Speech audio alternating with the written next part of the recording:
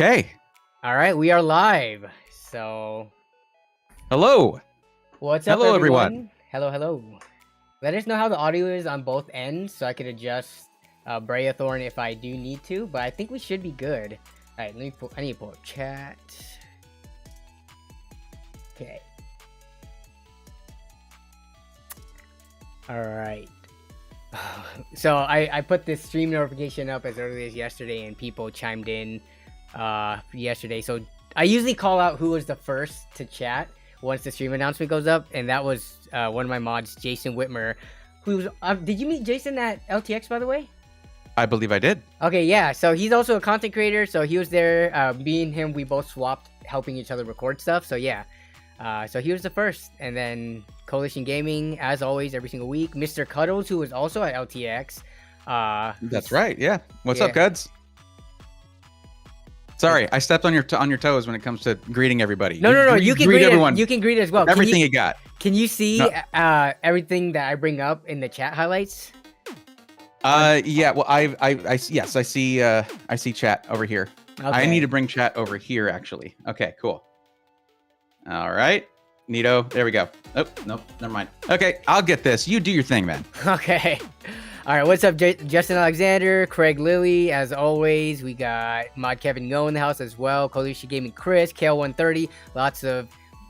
We have like the community here every single week. It's a lot of the familiar names. And then we get, new people here and there. So it's good to see all the familiar names as always tuning in, especially having a guest in this week. So... yeah, Donut Farmer as always, Extreme Zone. Oh, 1 second, that was my wife. Real quick. Okay, well, I'm gonna go ahead and entertain everybody while he does that. How's everybody doing this evening? I'm Braethorn. If you don't know who I am, I cover mostly pre-built PCs. That's not all I know, though. I've been doing DIY for a very long time, and for those swarmies who are here, what's up, Swarm? Let's go, nerds. Okay. Let's go, nerds. Point to the camera. There it is. Zing! There it is. With the lens flare sound. Ah, love it. Still not tired of it. It's pretty sleek. I do like it. We met at PAX, but didn't get a chance to talk at LTX. That's right. That's where we met. Because he was also at PAX. Yes, that was a year ago, PAX almost. The next PAX West is coming up in 2 weeks or so. I'm not going. I'm sorry. I really wish I could do it. I want to. I really want to. But it's expensive. Intel dropped out, AMD dropped out, most SIs that I know dropped out. And that's not the focus of PAX. It's a gaming convention, right? For sure. Tabletop, console and PC gaming, all of those. And so if manufacturers drop out, it's not a big deal except for those of us who cover that. Yeah. So it really sucks because I wanted to hang out again. But hey, we had our time at LTX. I'm gonna be. You understand why I haven't posted the interviews yet from LTX. I took a pause on that until I could get my take on everything uploaded. Yeah. That's delayed a little bit because, we were doing this. I had to prep for it and everything. And also I had to turn everything off during the storm that rolled through here. I wanted to make sure I didn't damage any of my equipment. Yeah. But that's coming out tomorrow. Yeah. So, yeah. But yeah, got the interview. We hung out some. It was a lot of fun. I want to see the interview footage because of that room that we were in. It was such a big empty room. Yeah, I want to see what that looks like on the camera side of things. I'll bring it up right now if you want. Actually, I mean, we're just hanging out. So first 5 to 10 minutes is just all right. So I'm gonna go to your screen sharing now.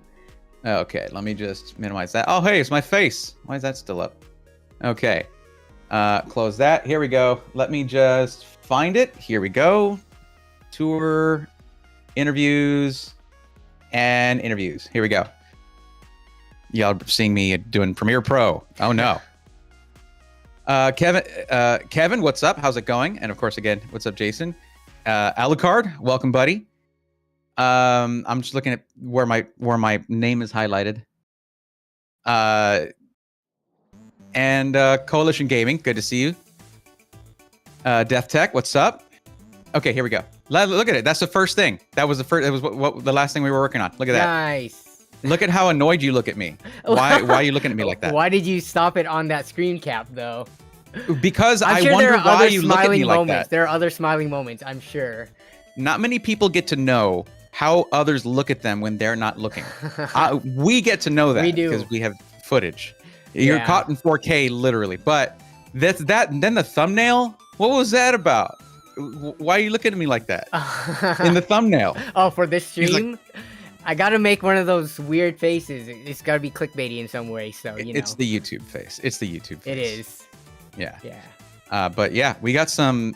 Like, of course, we got this. Dude, that shot is so cool. That is very. It looks almost like it could be a green screen. Like sometimes when you get like a really clean like separation of the background, it's hard to tell if it was really there or not. But yeah, that looks nice. I don't know why, Cuddles, I know you're here. You didn't keep us centered, and that's okay, but we'll probably do some zooms here to sort of like make it to where there's not, whenever you're looking at Danny specifically, there's not all this dead space. We'll just zoom in some. But yeah, look at some of these interviews we've got. So we got Jay right there, of course, which that was awesome. Who else we got? There's Addy right there. There you go. EPOS box, yep. Yeah, super chill dude. Super cool. Scattervolt right there. My dude. He's jacked. He's like so ripped. It's annoying. Oh yeah, he really does bodybuilding competitions. So yeah. So spray tans and everything. So him and Harji and Optimum PC need to all like have like a bodybuilding competition or something. Yeah, a flex off. And of course, there you go. It's Pedro and Paul. Look at him. Nice. Yeah, you got some big names. Yeah, well, I mean, that's the thing is like if you go back and look at the first episode of SI Weekly, which I wasn't calling it that yet. I guess I was. I guess I did. I even used the same canned Adobe intro, and I had the same tone as him. Mm-hmm. It's so cringe for me to go back and look at. But it also shows like, no, his tech news every week was what inspired me to look at news and other things going on with System Integrators every week. Yeah. You know, that's the inspiration, man. Mm-hmm. So yeah, and the thing is, it's hard to look at someone in the eyes right in front of you and say, I copied off of you because I like you. You don't, you can't just do that. Mm-hmm. But yeah. Anyways, but yeah, you're right, Jason, looking like that room where all the music videos are filmed in. Yep. It's missing some tube lights. That's the only thing. You just need the tube lights in there. Right. You know, yes, you're absolutely right. Tube lights, a Lamborghini for no reason. And right. Like darken the room, turn the lights down. Yeah. Right. Strobes, all that. Yeah. Smoke machine, non-negotiable. Yeah. Non-negotiable on smoke machine. Okay. I think that's enough of this. But yeah, that shot, dude, is absolutely sick. Nice. So it's one of my favorite interviews that we got there. Also because it's you, man. You're my bro. Thank you. I look forward to that. I don't remember the full conversation. I remember bits and pieces of it, so it'll be good to rewatch it over again and see how I look on that side of the camera. Hopefully, I wasn't making stupid faces and stuff like that. Yeah. No. Well, I mean, I think we both did. That's part of the job, man. That's not. It's in the job description. It's some fine print. You got to read the fine print. Okay, so what are we doing today, Danny? All right, so it's been about coming up on about 10 minutes. So for the most part, we'll have people still straggling in, joining, but let's get this started. So I'll go back to this screen right here.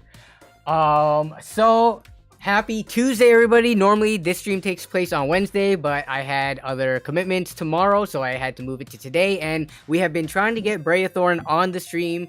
We were supposed to be right after LTX, but he had QuakeCon to go to and prepare for, so now he's back. He's able to join us on stream. So for those of you who do not know, I'm going to give a quick shout out and show your YouTube page. So Braethorn, so I was looking at your oldest videos. Oh no, don't do that. It's not even, dude, your channel is... I mean, it says 2 years, but you know, YouTube even 2.99 years, it'll still say 2 years. But you've been uploading videos, or at least what's visible to, you know, the public for the last 2 to 3 years, and you've had great growth since then. And for anyone who doesn't know, Braethorn primarily focuses on system integrators and pre-built PCs, which is really awesome because I'm a big fan of pre-built PCs, especially getting new people into the PC space. But I have all his socials linked down in the description, so be sure to follow him on Twitch, Twitter, and YouTube. But yeah, that's pretty much it. We're just going to talk PC, pre-builts, and anything else you want to say before we get started? can we just go back to my where you were looking at my first videos there? Yes. I want to call something out. Yes. Can I just give myself credit for that vocal filter magic thumbnail? That is like, look, terrible thumbnail, terrible thumbnail, terrible thumbnail, and you keep going, and like 7 videos in, it's like, whoa, that right there, that one, that is such a sick thumbnail. The one right above that. This one right here. Oh yeah. That is such a sick thumbnail, and it was just me because my girlfriend Ari, she collects minerals, crystals, things like that. So I got one of them, put a little light under it, a little LED under it or flashlight, and just lit that up, and just like that was an accident. It was so cool. So I just wanted to give myself credit for that. Thank you, past me. Good job. It does stick out in terms of that versus everything around that time frame that you were releasing videos. So yeah. And now they all look the same. Now all my thumbnails look the same. Well, yeah, let's take a look at the newest stuff. This one actually pretty sharp. I've seen a lot of people starting out on YouTube. Not all of them have like as crisp as, I mean, this looks like it's pulled from the footage, but you had a good, quality camera even starting out for your first video. Yeah. I built my whole channel on a $600 ZV-E10. Well, actually, that was an A6000. So it was an A6000. So already a really good camera, but like, I don't know. I don't do anything halfway, man. I obsess. Whenever I'm going to start doing something, I want to start off strong. It's just the content of that video is incredibly stupid. I'm ashamed that 423 people saw that. And then we go to the latest, and yep, it's the very very vibrant photos now with the PC builds, and a lot of your color is purple, right? So a lot of the purple, the teals, kind of like that retro synth colorway that vaporwave. There it is, yeah, vaporwave. Yeah, that's my jam, man. I love that stuff. It's I'm an 80s kid, so when that started coming back, as I was telling you earlier when we were prepping, I'm an 80s kid, man, and it's like that coming back, I'm like, yes, all of the purple stuff, all of the teal, pink is such a look. Anyone who gives pink a bad rap does not understand chromatics, right? Like colors, because pink should not exist on the visible spectrum. Where in the rainbow is pink? Like, right, Roy G. Biv, there's no P in there, no pink. Violet's in there, yes. Yeah, but violet is, yeah. So the two colors that shouldn't really exist but do, and it's a weird perceptive thing, is like pink and brown.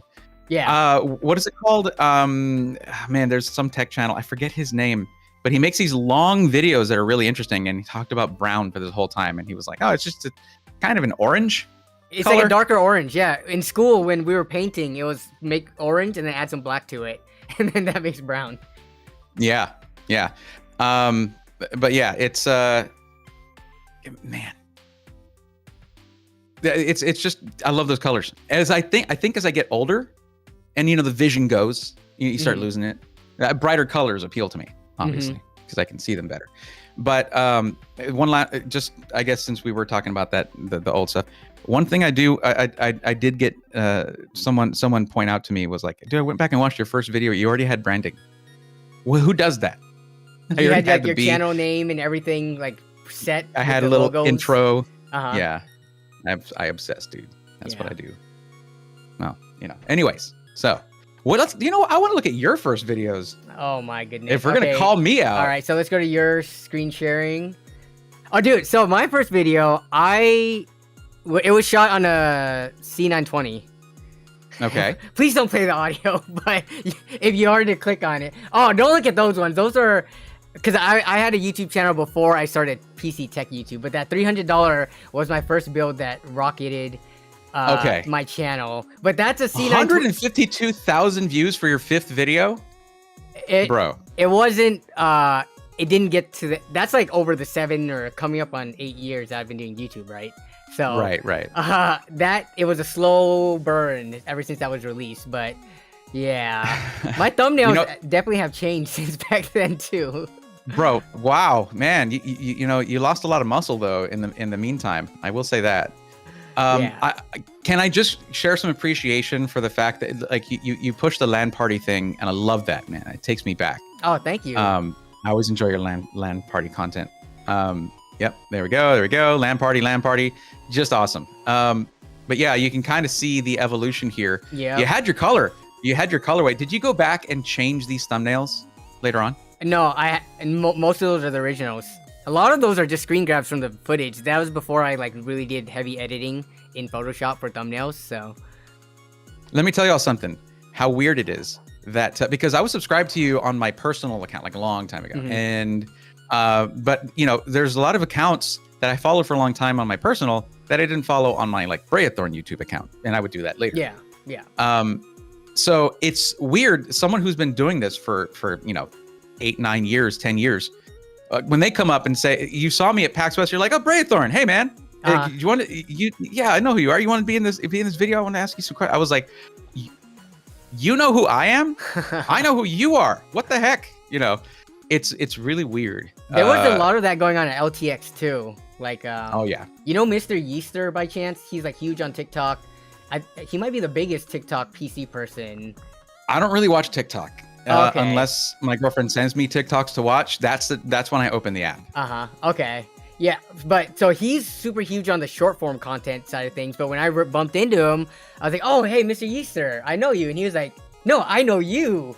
Yeah. He was like, "You're one of the OGs." I was like, "What OGs? I've only been doing this for like almost 8 years, but there's way more OGs than me." But yeah, it's really cool. Like how many of us have seen each other over the years and maybe never collaborated or like had a conversation with each other. So yeah. Well, it's all happening now. Yeah. And I could go into that like more. I talked to you about that a little bit in our call yesterday. Yeah. And it's actually something that's really close to my heart because this is a really isolating job. It is. You get really lonely in this job because you don't work with other people around you that are into what you're doing, that are involved with what you're doing. So unless you're some like people do. an LMG or Jay or Right. someone who has like an MKBHD who have like a team, right? But team. for the most part, medium-sized, small to medium channels usually are just like a single, maybe have an editor that's remote or something. Yeah, for sure. Right. And so man, the LTX was magical, and that's why it was jarring when all that other stuff happened. Yeah, but exactly. it kind of illustrates my point that we need a strong community for tech creators. We need to come together and have our own discourse, our own way of connecting with each other, because like if I wanted to, until you get bigger, right, and those connections just start happening, or going to a lot of events, which can be cost prohibitive. Yeah. Until you get to that point, you're just like any viewer when you're trying to reach out to get advice from, like, if we talked, you brought up Stream Beats, Harris Heller, right? Yep. And if you want to reach out to Harris Heller right now, I mean, you could go to his stream and maybe get his attention that way, but you're a viewer at that point. And it's tough. It's tough for tech content creators to connect with each other because there's no platform for us to do that directly. I think we need to make that. I think we need to make that a thing. Justin, Roby Tech Roby, at this past TwitchCon last year, he was like, "Hey, do you watch UFD Tech?" I was like, "Yes, I enjoy it every morning with my breakfast. Of course I do." Yeah. And he was like, "Do you want to meet Brett?" And he dragged me over to him because Roby knew how busy he was going to be. Roby was going to be busy, and he's at these events. He goes nonstop. Yeah. He's a machine. So he was like, "Hey, Brett, this is Braethorn," and he watched your channel. He's a content creator, and after that, he was like, "Okay, you're friends now." And he was like, "We need to build a community. We need to continue building our tech content creator community because where everybody knows each other, right?" So when you saw him at LTX, you have already been acquainted with Brett at that point. Right. Yes. Okay. Yeah. We hung out for hours after that. We were just walking around looking. It was weird but awesome. Yeah. So, but after that though, if I wanted to talk to him, I had to send him a DM on Twitter or something, and it would like take him a while to respond, stuff like that. We don't have like a way for all of us to sort of keep in the loop on things. If a sponsor is being skeezy, right? Yeah. Or bullying, or if someone said, or it's really a lot about dealing with companies. Yeah. Right. In a moral, in a consistently moral way, and ethical is what I'm looking for. In an ethical way, to produce content that is not, it's unbiased, that is not, going to be poisonous for poison sort of the consumers that watch, or be subversive to like, oh, this isn't sponsored, and there's money changing hands. Like, how do we manage that? And more experienced creators can share that knowledge. I just feel like it would be really beneficial. There is a TechTubers Discord server. It's how many people? There's only 17, 18 offline. So like 40 people in here. Like the bigger channels aren't in here, but like EPOS Box, Craft Computing, I'm in here, Scatterbolt. It doesn't ever get used though. I think like when I joined, it had already died. So yeah. I mean, that's exactly what you're asking for, like for TechTubers, to have a place to just be able to like talk shop basically, and then introduce people to each other, and then if you want to go out to the DMs beyond that. But yeah, so there's nothing that's good anyways out there right now. So yeah, if you want to spearhead that, that'd be great. I'm not the biggest name among us to do that, but I was thinking, dude, I think some of the bigger creators understand the need for this. Jay gave me his like personal email, which of course I will never give out. But he gave me his personal email to shoot him an email. I'll talk to him about that, see what he thinks. I don't know if he gets a ton of stuff there. He probably does. It's not even, I don't know. It's difficult to sort of navigate all that, and the incentive to want to do that as well with how busy we all are. No matter the size of your channel, content creation is a marathon. Yeah, it's a lot of work, even when you're starting off, like with 0 subscribers. Making content is work: editing, shooting, scripting, all that. Yep. Yeah, but I think the actual incentive for this is to avoid stuff like what happened in the last week. Yeah, it's not a reward, but more like avoidance of these, because that was a lack of communication between one media outlet and another. Because he could have just been like, at any point months ago, like, hey, that wasn't cool, man. What happened there? You should probably talk to them and do this, because like, why not just say that directly to the person? Yeah. And yeah, it's never black and white for either side. It wasn't black and white for either side. So, but to avoid stuff like that, you have to have awkward talks. But the results are always worth it, in my opinion. I didn't mean to even broach this topic, man. I'm sorry. Oh, no worries. Yeah, so we had this big discussion, not so much as the relationship between LMG and GamersNexus last week, but we just talked about it as a whole. But yeah, I mean, I think there's some people who thought it was a hit piece, others who thought like it's been long overdue. But if it was long overdue, had they ever actually reached out and said, hey, you should look at your data again? And was that ignored? So I think the only thing that us as the public who are not internal to some of these discussions, we just have to just wait it out and see where the pieces fall with everything going on. And hopefully maybe they'll, hash it out and actually have a discussion, whether that be recorded. Like, Steve, he's gone to the headquarters of other companies to like have one-on-one interviews after big falling outs like this, right? Like going to the NOAB headquarters and things. That would be cool if he went up and like just did a interview and just talked the whole thing out once this is all settled and done with. But yeah. One of the things that was a guiding influence for me dealing with sponsors and stuff, which is why I've been so careful. I have one sponsor that is only like sort of kind of related to what my content is. I have to keep that, for conflict of interest. Yeah. And I've been using that single sponsor because the only other companies that want to sponsor me would be a conflict of interest. Mm-hmm. And I can only do that if it's one, a fluff piece or a fun piece of content. Like the Skytech one, it was like, oh, I get to go there, do something fun, meet some really cool people, and give away a rad PC that I get to build. Mm-hmm. Why wouldn't I do that, right? Yeah. But it's like, you just be clear. This is sponsored. Yep. And in no way there, we didn't even talk about Skytech's PCs and whether they're good or not. Yeah. At any point in there, it just showed them being cool people, which is the most important thing to me, because websites and logos and all that, I think, is all people usually see, and we forget that there's passionate people behind them. Mm-hmm. At every company, it's easy to badmouth a company when you forget that there's people there trying their best. Real human beings, friends, families, stuff like that. Yeah. Exactly. So, but there was a formative thing that happened when Steve toured the LMG studios, and he had that talk with Linus, and Linus gave the whole thing about how he feels about sponsored pieces and how he treats them, how he differentiates between reviews and sponsored product, product feature showcase, product showcase. And I think that got muddied a bit for them. But that old conversation they had helped clear things up for me. Mm-hmm. And it was shown to viewers, which is awesome. Yeah. So anyways, in the video that was supposed to come out today, but got delayed because of the storm and everything, I'd shut everything down. I unplugged everything. I have a UPS, but I don't just, if I'm, if I can hold off, I will. Yeah. So that video got delayed. It's going to come out tomorrow. Okay. But I talk about that idea a little bit. Okay. So y'all can see that. Yeah. Make sure to subscribe, so you can, and turn notifications on so you can see that when that drops. But okay. So in terms of, does nobody need to buy a computer right now? Because I fielded out a quick request. If anyone wanted us to look at anything, just drop in the Discord, which I can pull up. I can pull up any pre-builds that you guys might be considering. And for the most part, I did want to focus on pre-builds if we could, because we have you in the house today. Like I any other week I can pull up PC Part Picker, which we could actually do that as well alongside if someone had a pre-built that they were trying to buy and wanted us to look at it.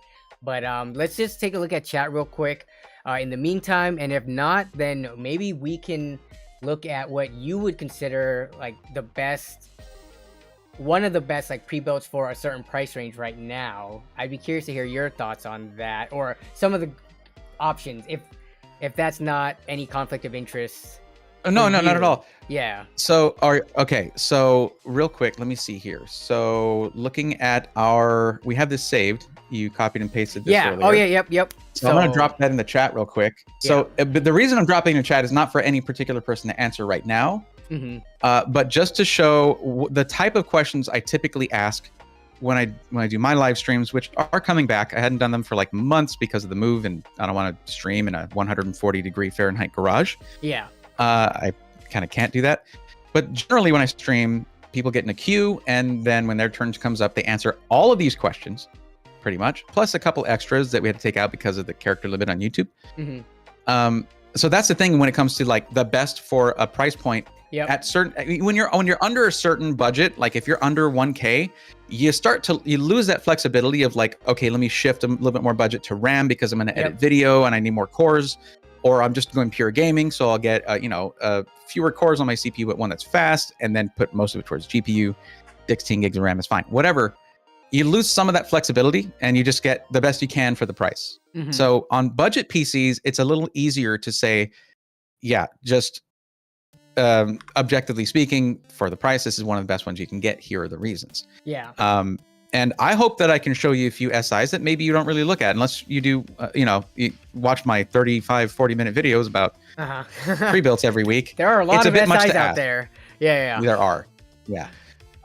But once you get up into the higher range, these questions become a lot more important because you can start to shift the budget around because as you know, something that's strictly a gaming PC is very different from a PC meant for also streaming and also making content. Yeah.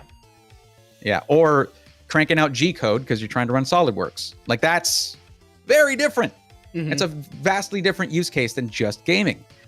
A gaming PC won't be that great at that. So if you're talking about a 4K budget, a $4,000 budget, you have a lot of wiggle room to shift your priorities around and make sure it's either a balanced system or imbalanced in the right direction. So that's my 2 cents on that real quick. So whenever someone says best, I always go into that little diatribe. Sorry about that. Sorry. When I said best, I think I mostly look at it from my audience perspective, which most of them are primarily gamers. Very few streamers, very few Blender renderers and things like that. It's mostly gaming from the gamers perspective.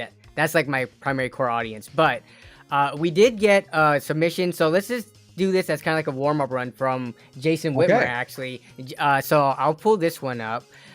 He posted in the Discord. Jason, where did you find this build, by the way? So this is a Cyberpower PC. Do you have any opinions on Cyberpower as a brand as a whole? I actually just helped someone with their Cyberpower PC today.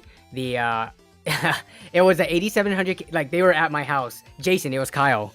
It's one of Jason's real life friends. You're from Texas, right, Braethorn? Yeah. So Jason Whitmer's from Texas, and the buddy that came over to my house so I could fix his PC used to live in Texas and now is in Seattle. So everything's kind of interconnected. But he had a Cyberpower PC. He bought it directly from Cyberpower for like $2,400, like 4 or 5 years ago. At an 8700K, it had a Corsair H60 in it, 120 millimeter AIO in like a mid tower, which to me makes no sense. And basically, I think the pump had died because he was reaching 100 degrees. So I put in a $20 air cooler, and a $20, which one was it? Thermalright, a 120 Assassin. You know, just a typical 4 heat pipe. It went down to his peak temps were like in the mid 70s when he was playing like the most difficult games at like 144 FPS. So Cyberpower in general for me over the years, I just has seen them as like a try to cut the corners, get as much profit margins. But what are your general thoughts on them? So what you have is this. You have the powers, right? iBuyPower and Cyberpower, very similar, very close to each other, actually, in City of Industry, California. And, you know, sort of a similar ethos, a similar look to the website. You could almost swap them. However, if so one thing I accidentally did with my community was create a really good source for consumer research, which is our SI testimonials. But aside from that, I've also had people just say stuff like in chat or in the Discord and making comments in the tech discussion channel.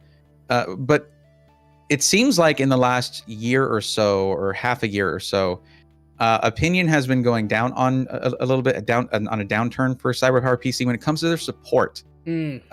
Because that is the critical side of things. And for iBuyPower, that's been just going up when it comes to them supporting things after the sale. And, you know, that's the thing. Like a lot of people who are going to watch your channel are going to be more, you know, DIY oriented, right? So they're not going to be as interested in buying a pre-built. But once anyone around you finds out that you're tech oriented like that, you're suddenly their tech person. Okay. And there are some out there who are perfectly happy and have the time to build PCs for everybody they know and their cousins. Okay. I don't have that kind of time. And most of y'all don't have that kind of time. So knowing a good SI that has good support, tech support, RMA policies, things like that, is critical to where you're not going to be getting called all the time. You can literally say like, hey, we'll just call this number and they'll give you support. So having, I mean, we have a lot of SIs listed there. And some of the responses will surprise you, where like some of the bigger brands that should have really good support that are typically looked upon as being one of the higher quality ones will have complaints, things like that. And then you know, I've seen some complaints about like Digital Storm, right? They're not cheap. They're you know, it's expensive stuff. But then you'll see smaller SIs, of course, that are a little bit more on the boutique side, getting really rave reviews when it comes to support and things like that. Might cost a little more because they move fewer units per month or per year. So they have to have higher margins to keep the doors open.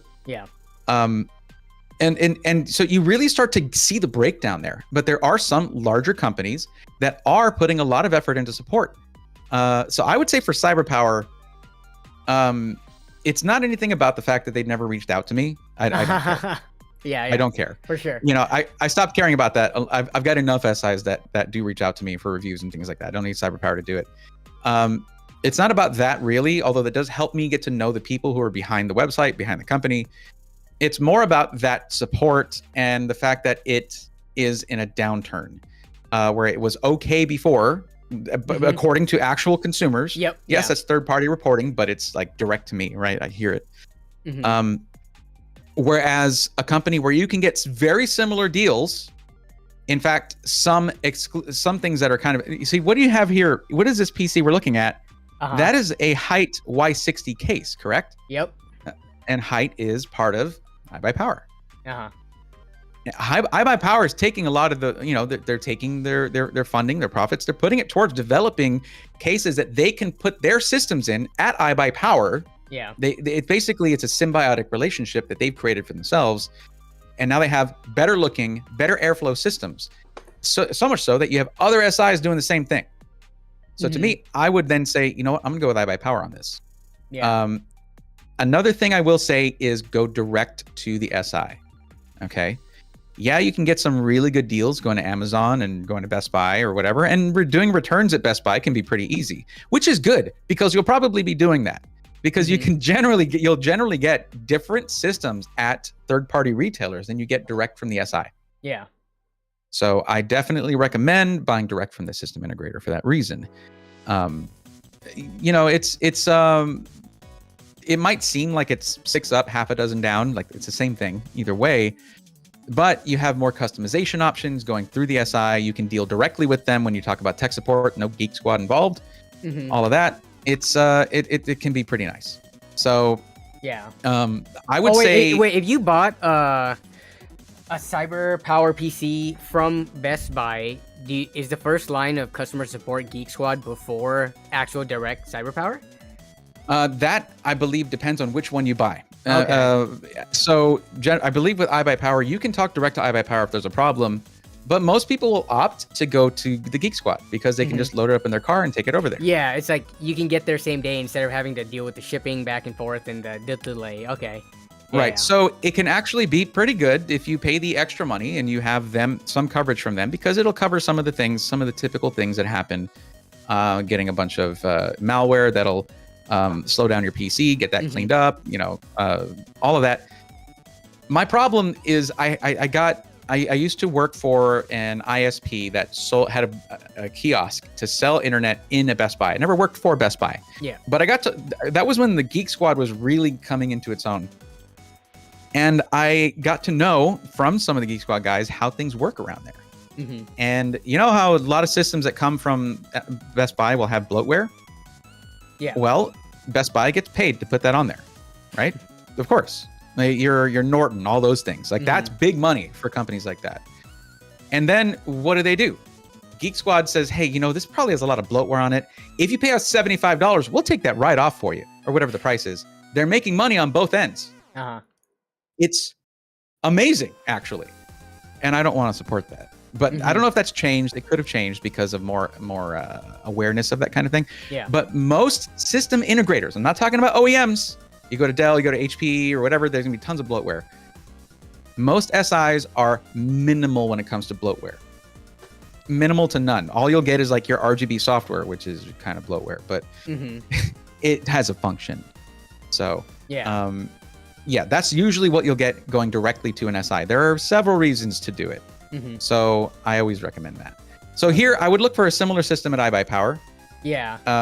And I would go that route instead of going with this one. So this was 3,000, right? Right. I mean, so if we look at the specs, 12900 KF, let's see, Z690 motherboard, 3080. So when I look, it's like graphics card, CPU. Everything else is kind of cheap. A 2 terabyte SSD, that's 60, 70 bucks nowadays.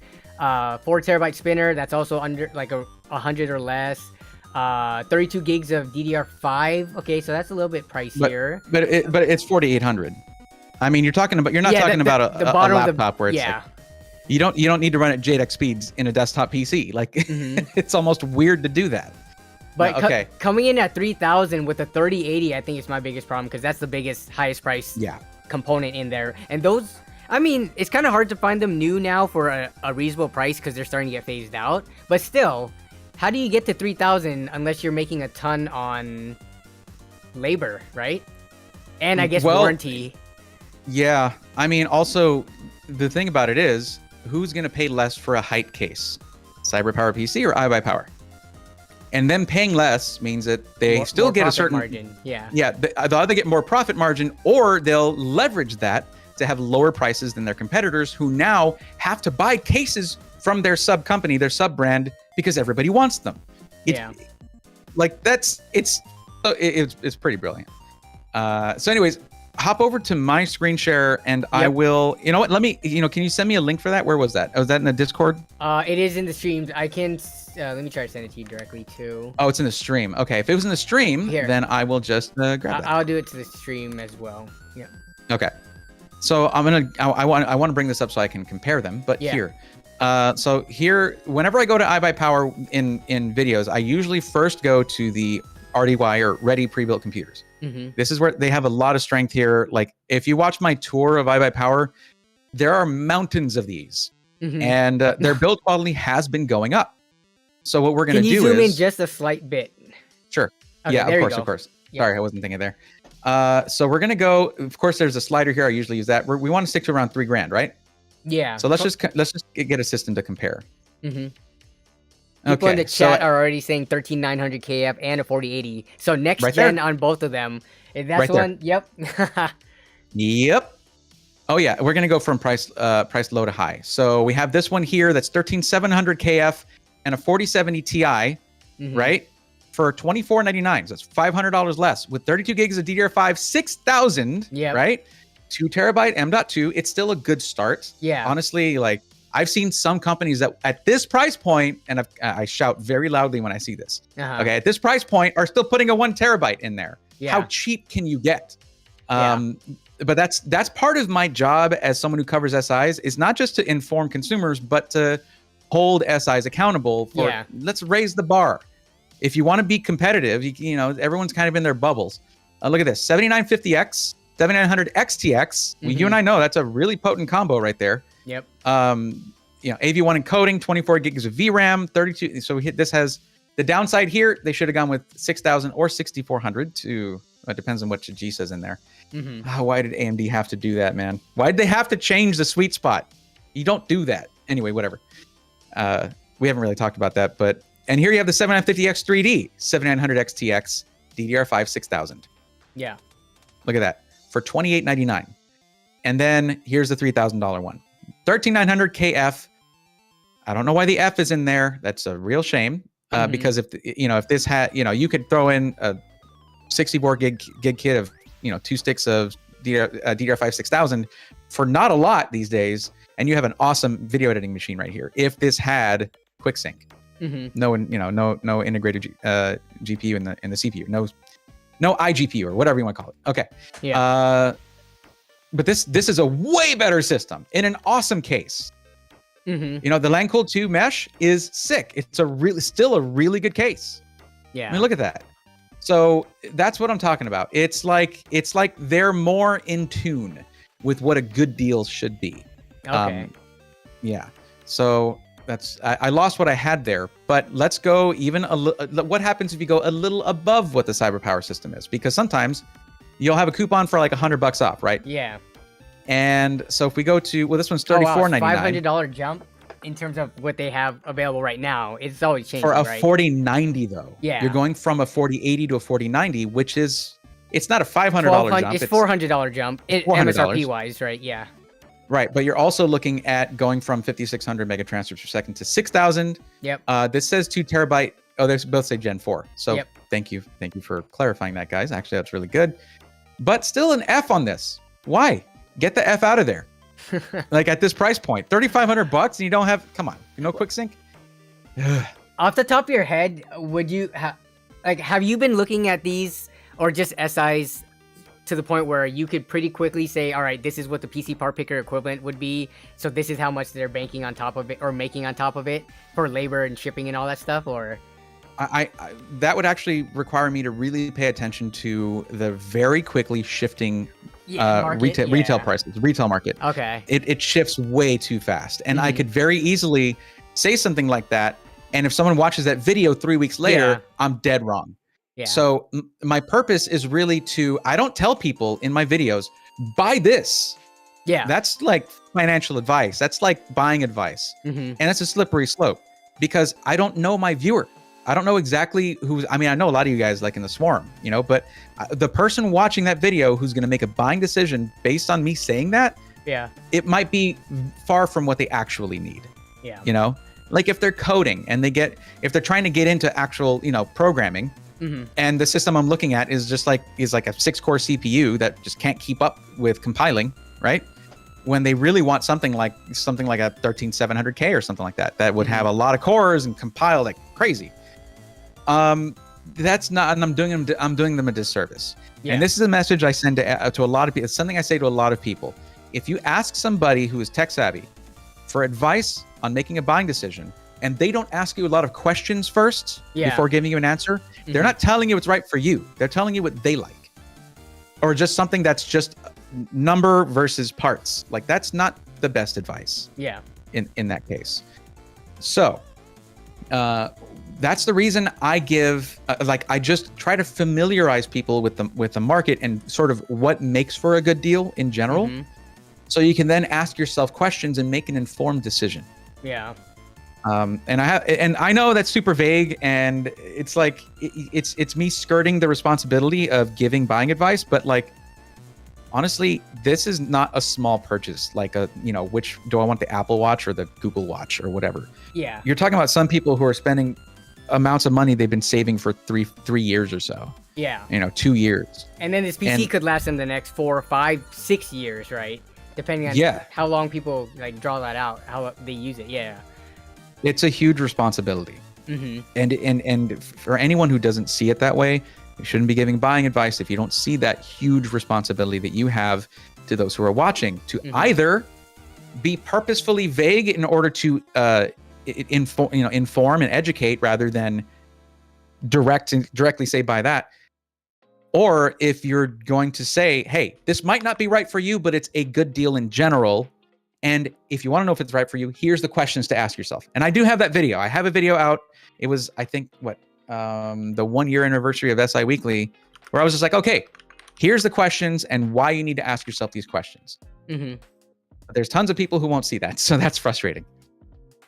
Anyways, I think I'm just complaining at this point. So Jason had a pretty good question. And I don't know, this might be also... it might require a vague answer, but if you could give a value, that would be, I'd be curious to hear your thoughts. And this isn't calling out any specific SI or anything, but, so he says, obviously building a PC yourself is cheaper. Everybody knows that. Isn't it annoying when people tell us that as if we don't already know, right? What? Really? But at what price point premium is too much for a pre-build? What is the inherent value of a warranty and the build fee? Because, some SIs, like I think NZXT for a while and Build Redux too, they had pretty like $75 at Build Redux. Well, yeah, they're not, well, they say 75 now, but Build Redux they overinflate the prices of just their parts. Like it's not accurate. They still quote 3080s like $100 over or something like that. Last time I checked on stream. Yeah, but, and the real problem there is they will say no parts markup. Yeah. But we don't know that. There's no transparency. We don't see their invoices. Yeah. Well, their manifests. When I go to Amazon and I see it for literally cheaper than what they're quoting, there's a problem there. But so in terms of because I've seen some companies like when you do the PC part picker equivalent, right? And then you compare it to what they're offering, I'm talking like $500, $600, sometimes even $700 markup over the value of the parts. Like what do you have kind of like a limit that you would say like, okay, I don't care how good you can build a PC, at the end of the day you're assembling it and that's just egregious markups and taking advantage of the consumer? Right.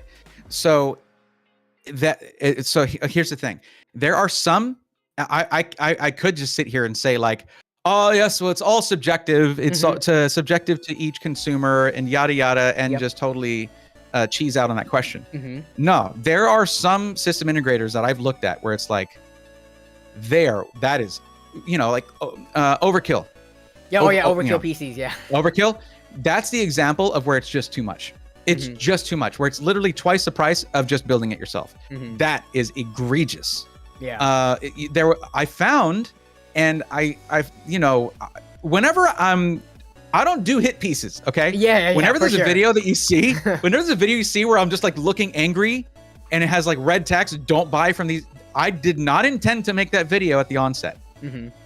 Something like that happened with Apex Gaming PCs. Okay. Where I found that it's not always just about money, right? It's not always just about price. Yeah.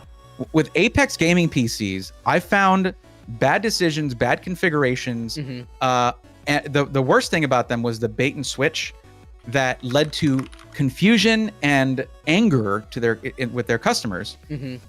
When it came to the shipping. So go ahead and go to, let's see, what are you looking at? Gaming PCs. Just click on any one of those. Yep. All right, and then just pick any model. Let's make it something a little pricey. Wow, they have models as low as $769. Okay. Yeah. Let's make something that's like $1,700. Sure, that's a pretty healthy budget for a pretty nice system. Okay. No. Okay. So this one doesn't have it on there. You know what? Here's the fun part about what I do. Sometimes without them even telling me anything, they will change stuff and these guys did reach out to me to try and pay me to make a video about them, sponsor it, right? But that's a conflict of interest. I already make videos about SIs, and I get to do it and say whatever the heck I want. That's what I want to do. So when I said that, I was like, hey, I don't accept sponsorship for that. I can do a review. You can provide a system for review. Okay. Yeah, I'm already streaming. Don't remind me to stream. Hold on. Let me look it up. So what they had, I'll bring it up on the YouTube video. Okay. Okay. On the video that I had. Your channel. Yep. Okay. And the video is, oh, hey, look, it's our stream. It's your stream. Okay. The video was, if you go back, let me see if we go click on videos, it is, okay, it's 9 videos back where it says Apex Gaming PCs, we need to talk. If you see a thumbnail like that, it's the one right below that. It's the one below that. The black with white and red text. So that one, if you see any kind of thumbnail like that, something went wrong. Oh, you're looking at my screen. No, yeah, we're looking at your screen. I was waiting for you to click on it. No. I was like, wow, he's thinking real hard about this. Okay. So here, this is what I went over, and we can actually just look at the timestamps to show what was wrong with it. First, I talked about why I don't. Here, let me zoom in. Why I don't let SI sponsor SI Weekly. First impression of them, 50% off refurbished PCs. I think there was this was already problematic, right? Because when you go in there, they say, oh, 50% off. Look at this right here. Look at this ridiculousness, okay? Mm-hmm. Should a Ryzen 3 1200 with a GTX 1650 and 8 gigs of RAM have ever costed 1632? No, yeah, that's pretty Not bad. even when they first came out. Like, that's already priced. Ryzen 5 2600, RTX 3060 with 16 gigs of RAM supposedly is originally 2584. Wow. But look at that discount. This is the kind of stuff, this is why SIs need our scrutiny. Yeah. You don't see this everywhere. I don't want anybody to be looking at this and saying, well, that's why I build all my own. You build all your own because you like it, and it's a little bit cheaper. Yeah. This is a company that needs to learn. Yeah. And maybe they did. We can go look right now and see if they still have this nonsense. Mm-hmm. Because, like, no, it's ridiculous. Like this right here, if I'm just waiting for that bar to go away. I'm trying to see what this amount is. I thought I could scroll down on the website. Video that's playing. I got really upset here. I zoomed in. I was like, yeah, this is not whatever. And it shows 8 gigs of RAM, but then you see 4 sticks. Yeah, right? Like the Trident Royal RGB. I can see Royals. I'm like, this right here is misleading as heck. Yeah. This is it doesn't say anywhere that this is not a picture of the actual product or that this is shown with options. But then again, it's like a refurbished PC with no customization. So they can't say that. And they are, in a way, obligated to show a picture of that. When you say refurbished PC, can you go back actually on the timeline just to see what the web? So this was all refurbished PCs. Supposedly. And they're showing images of what looks to like brand new PCs. But I mean, refurbished, it could be 1 month refurbished. So that's pretty much like brand new. But okay, I mean, yeah, it's still pretty scummy practices to try to show that much of a discount. Yeah. So then there was ones with just terrible default specs. Yeah. And to me, I hate that practice.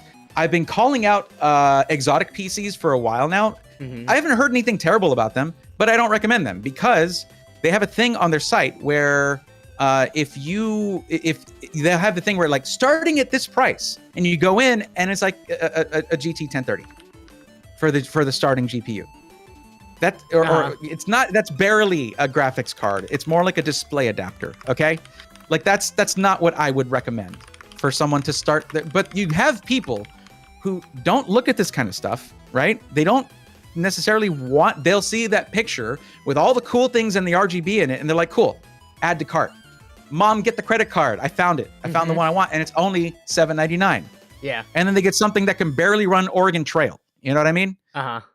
So that kind of practice, when I see that, I say it. I'm like, this sucks. Don't do this. And Apex was doing it. But there's another thing here, and it's right here.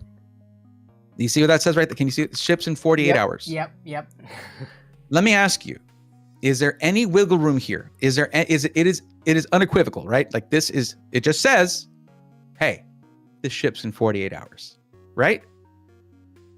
If you have I'm not wrong. If you have no I'm not making queue, that up. it's not going to be any faster, and they won't ship it there's no Past asterisk that too. there. Yeah.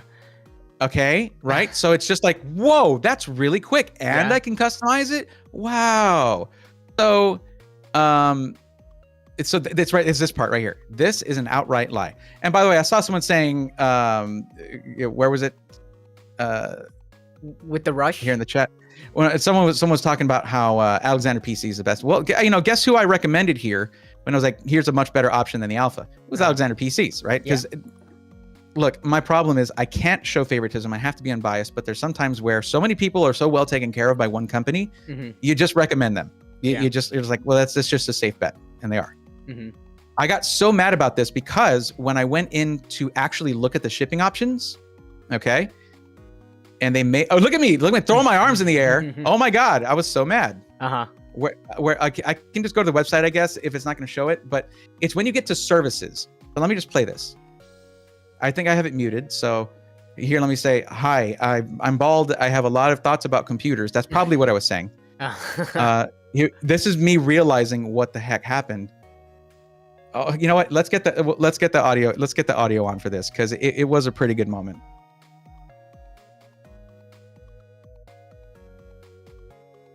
Is that okay? Why is it not coming through Discord? Oh, if it's not coming through Discord, no one's gonna hear it. So that's what's the timestamp on this episode? I'll get it on mine. It's this one right here. It's 27:18 or so. 27:18. Okay. Yeah. I got it. Okay. Just this is worth it. Is there a build fee? It is worth it for quality of build. Did you guys do the Extreme PC Canada thing? I don't think you did. But let's. Wait, can you hear it through from me sharing it to you or no? No, but I could play it at the same time. Okay. Okay. What are we starting? Let's just click we can click the timestamp in the description. Let's see. It's 27:27. Okay. Ready? Go for it.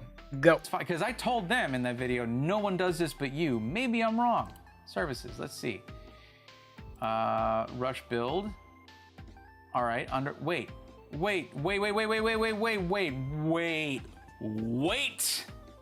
Hold on a second. Oh my God. Are you serious? So I want to point something out here. If you want to sum up what I don't like about what you guys are doing, it's the bait and switch, okay? Because right here, I mean, this is right after you click on a PC, ships in 48 hours. They have removed that, it seems. I complimented that earlier. All right, customize this PC, services, rush build. That costs $149. PC ships within 48 hours. Yeah. But no, it doesn't. Because it already said ships in 48 hours. That's it. It doesn't say optional. It doesn't say optionally ships in 48 hours. Ships in 48 hours if you give us more money. Yeah. So look don't even know what standard build processing time, no actual time. Wow, what? Build is within 2 weeks. And that's like that's 4 to 6 weeks. People are saying. Wow. Okay, let me see. So people will buy this. Yeah. Okay, now it says ships with rush build. Okay. And that's all that needed. That is all they needed to do. Well, still, let me check out with this. All they needed to do was to say that, and like with rush build, or show that it's optional. So guess what? Mission freaking accomplished. Because do you know how many people, like there were several comments saying, yeah, I ordered one. I thought it was going to be here in 2 days, or it was going to ship out in 2 days. And it's been 4 weeks and I don't have my PC. And then I found out it takes like 6 weeks. Jeez. So their shipping costs. Yeah. They did it to themselves, man. Well, they really did. I'm trying to go to the cart right now. Their shipping cost is 127. You know where they're located? Apex Gaming? Where?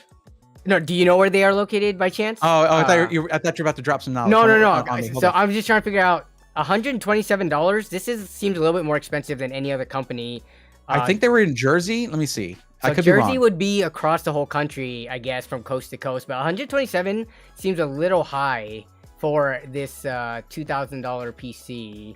But I mean, shipping is going to vary from company to company. Yeah, actually, shipping has gotten a lot more expensive in the last couple of years. And I mean, even companies with sterling reputations are being forced to raise their shipping costs. Alexander PCs has they put it off as long as they could, but now they're charging for shipping, and they had to raise that cost by $10 for it, and it sucks. But the thing is, some of those companies are putting that towards, okay, you have full insurance, you have all this stuff, and it's needed, you know? Yeah. I'm trying to see. Okay, they're in Philadelphia, Pennsylvania. Okay, that's so where they're it's pretty far to get to Washington State. Okay. Oh, hold up. That's customer service in RMA. Their main headquarters. Oh, it's in Texas. Is in Houston, Texas. Ah. That sucks, man. Because that's like 4 hours from me. I could just drive over there and do a tour video if they weren't, initially garbage. But look at that though.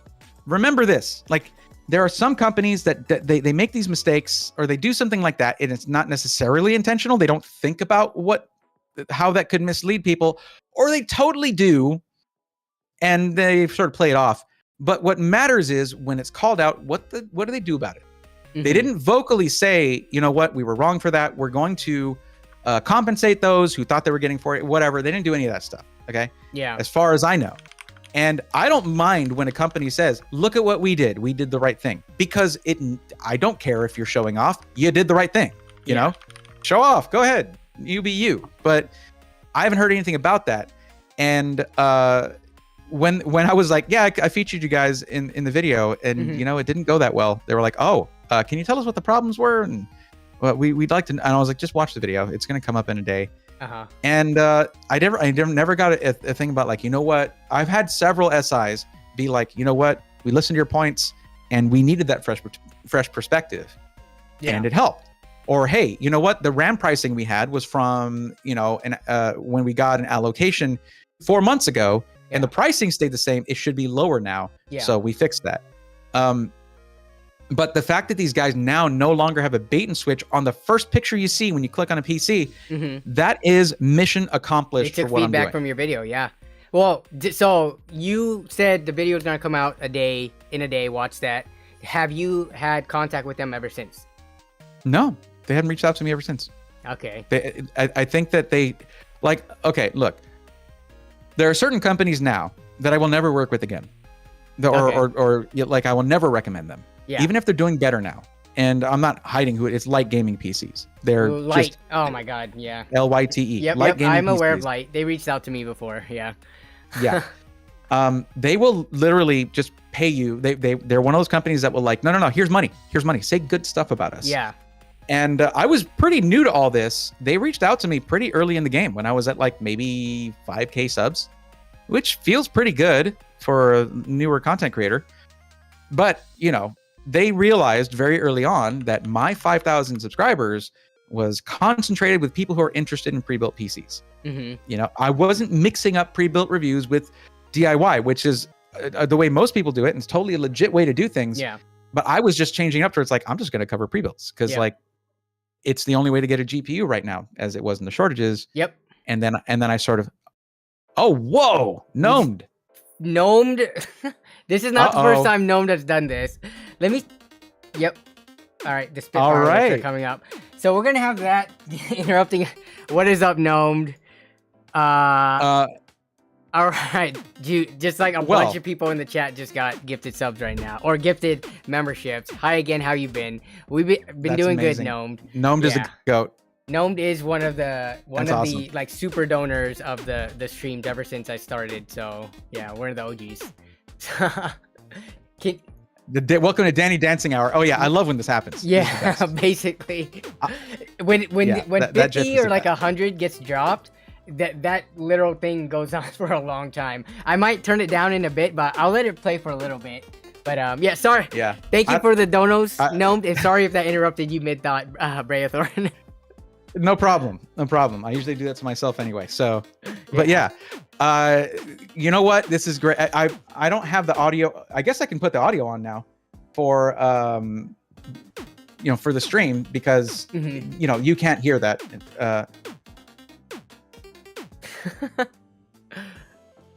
Wow, it's still going through in the YouTube chat trying to list out all the names. Holy crap. Yeah, sorry, chat. You ain't gonna be able to say that much. Yeah, until all that gets through. That plus slow mode. Yeah. Notifications don't seem to be on slow mode, so that's good. Imagine it would go on for hours. Okay. All right. So, wow. Look at this from Apex. Look at my screen real quick. Okay. Yep. We're switching over to yours. Oh, the pop-up. Yes, yeah, pop-ups. That's a comment that I made, I think, in that video. That like pop-ups look, are annoying. Yeah, every site that does this, I'm like, you need to stop doing that because I'm here to browse your site and you're stopping me right now to take my personal information. Yeah. Every aspect of this sucks and is super cringe. But would you rather them just bake it? Like, who wouldn't sign up for 15% off, right? Would you rather have just them bake that into just all their prices? You know what? Yes, but it is their right to set prices at something reasonable with a markup and then offer discounts. It's their prerogative. Look, companies exist to make money. I'm not here to deny reality. That's the free market stuff and all that. And I get that. That's why I'll actually be like, look, guys, I'm not here trying to make you not able to pay your employees. That should always be your first priority. Okay, take care of your people who take care of you, but you should not be conning consumers in order to do that and line your own pockets. So there's a fine line, and we're all dancing on it, baby. Like, we got to find where it is and make that line in the sand. And what side are these companies gonna land on? Like, look up here. That 15% is garbage. You can get 17% with codes OG23. I bet you they don't stack either. Those two codes probably don't stack. Yeah. Let's look at the refurbished PCs and see if they're still pulling the same tricks. Yeah. Okay, they're not. Look at this. So our Ryzen 3 1200, GTX 1650, 8 gigs of RAM, they had this listed for like $1,600. Now $878. So it's more realistic, I guess. It is. Yeah. It's not great. It's not amazing, but budget PCs can be tough for system integrators to actually make a profit on. Yeah. Because nearly the same amount of work goes into building a budget PC, right? And you have to pay your employees the same amount of money. Yeah. But you just can't have, like, if you do a $5,000 PC, markups are percentages. They make way more money on that, and far fewer people buy them. So they have to sell high volumes of these to make anything, and they're putting a lot more time on their employees to build them. Wow, it's just the same picture. Wow. Yeah, you're right. It's just a generic picture. Yeah. Apex, I see that you guys are listening, but like the part where I said, if it's refurbished, you are obligated to your buyers to show a picture of that refurbished PC. Of course you are. It's refurbished. They need to see what condition it's in. This is ridiculous. This is ridiculous. What is this, Twilight Zone? What the hell is going on? Yeah. Whatever. Like, this dude's like, what is that? Is that a computer? Like, that? It's just, I don't know what's going on over there, man. We're gonna stop picking on Apex. Okay. I wanted to give a quick note on Lyte and talk about. I didn't want to just drop that comment and not follow it up. Yeah. Right. Lyte Gaming PCs. The reason I am holding them accountable, the reason I am not going to recommend them and probably never will, is because of all the horror stories I heard of back when, and I saw a comment on this in chat a while back, when, there was this feeling that all SIs were taking advantage of people during the shortages. No, they weren't. And I was there to see it. I was there evaluating them. I was a much smaller channel, but you can go back to my old content and see where I'm like, no, this sucks. This over here is better. Okay. Lyte Gaming PCs absolutely was doing that stuff where they had a custom configurator and you could choose all these parts like Corsair AIO and this and that. And they would be like, well, due to the shortages, we'll have to put in a different AIO. There were no AIO shortages. There was nothing of the sort. But they're like, we have to put in this deep cool one, which as you and I both know costs way less. Yeah. They would not lower the price. So they wouldn't even tell most people this because most pre-built buyers come in as newbies. And they need to be able to trust system integrators to do what we ask them to, right? Or what they say they're going to do. But they were changing out specs on SSDs, on coolers, GPUs. They were playing all these. Now, GPUs were admittedly really hard to get. Yep. But Lyte Gaming PCs was just taking money. They weren't saying, hey, like Alexander PCs was just straight up saying, we don't have it in stock. We can't take your money right now. Until it's on the shelf, we're not taking your money. Okay. That was where I first started to understand, like, oh, these guys are trustworthy. Whereas Lyte Gaming PCs would take money and put you in a queue that was like 600 people long. And some people waited literally 11, 12, 13 months to get their PCs. Yeah. And then they had different parts in them. So some people were charged when they would cancel their orders after 2 months or so, with no word of it ever going into build. They would be paid. They would have to pay restocking fees for parts that were never unstocked. It makes no sense unless it goes to a status where it's being built. You didn't take them out of your inventory. There is no loss of value to the components to justify a restocking fee, which is a justifiable fee for certain hardware if it is out of box, open box hardware, right? And when all this stuff came out and when I did my video, of course, Caleb, the CEO over there, reached out to me and he was like, hey, listen, things were really tough then. And, we're doing much better now. I was like, I don't give a damn. How are you recouping those costs, taking care of those people? You have all of these customer service records, right? Go back, pay them back, and be transparent and show proof that you did it. If not, this conversation is over. And I will never recommend you. And I will openly speak out against you until you stop sweeping your actions for 2 straight years under the rug. They haven't reached out to me since. Yeah. But they're definitely like, I've told some content creators, and this is unfortunately very educational for me. There are certain content creators who have had sponsored spots by Lyte. I've seen them, yeah. I think Scattervolt actually had 1 or 2 from them. Yeah. Funny story there. Scattervolt now knows. Like I didn't realize that. Yeah. When I was interviewing him, and we're cutting that part out just because it's like there's no reason to have it in the interview. But he actually mentioned that name because it's like he doesn't live as much in the SI world as I do. Yeah. Right. So look, if there's one thing that Caleb, he can't be an honest person to his customers, but he can talk. He's a very fast talker. Okay. So he can convince anyone of anything. You don't want that for a CEO. You want a CEO who wears the mantle of CEO as the heavy burden that it is not a fast talker and takes their job very seriously, right? Like that's the CEO I like to see, right? But like, nope, he's just a whatever. I'm not gonna whatever. I don't want to just malign somebody that's not here in the conversation. Yeah. Like, that's super cringe of me, and I apologize, everybody. The main thing is there are certain content creators who I did let know that then continued with the sponsorships with them because the money was just too good. I imagine. And it's like, well, we need proof of that, and I provide the proof, and they're like, well, why don't you work it out with him? You should have a conversation with him. We're not talking about a small content creator here, and I've since kind of stopped just watching their stuff. It's pretty rough when it's a kind of wake up call. I see you're looking at the VenomX there.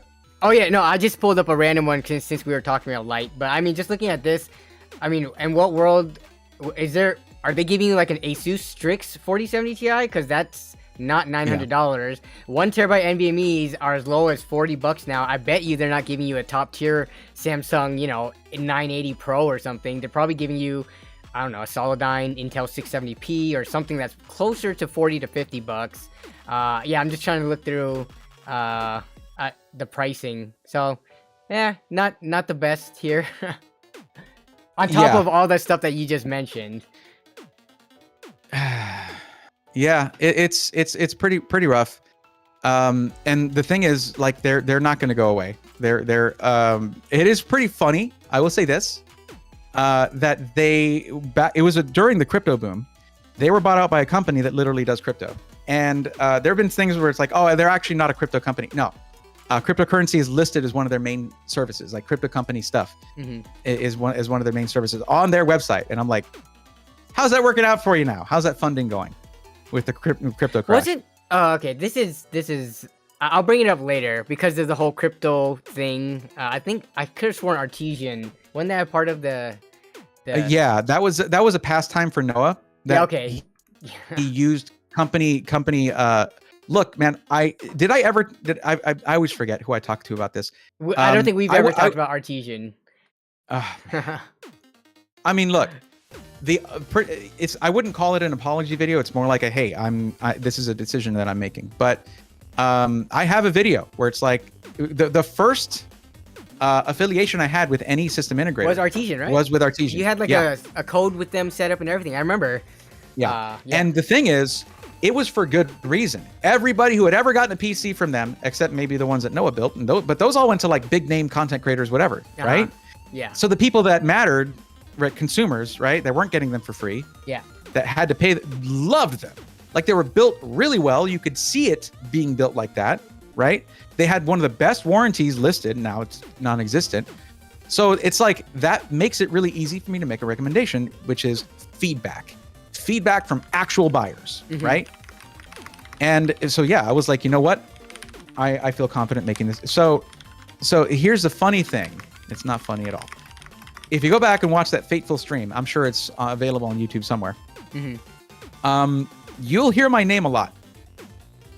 And I was actually getting pretty livid about it. So that stream, the PC that's on that build table, the white PC there, is not theirs. It wasn't the giveaway PC that was quote unquote being given away. That was for my giveaway that I had funded with my own money dollars. Yeah. Okay.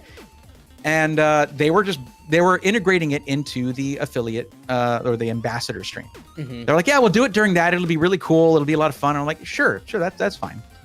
And that PC never saw the light of day. I never got it. I ended up just getting one from Alexander PCs for the winner. We had a whole separate drawing. There was no like, oh, we got to check their Twitter followage. No. Yeah. It was like, okay, we drew a name. It looks like an actual person, not a bot. So yeah, there we go. We have a winner. And I ended up paying for an entirely second PC for that. I wanted them to have the warranty and the customer side.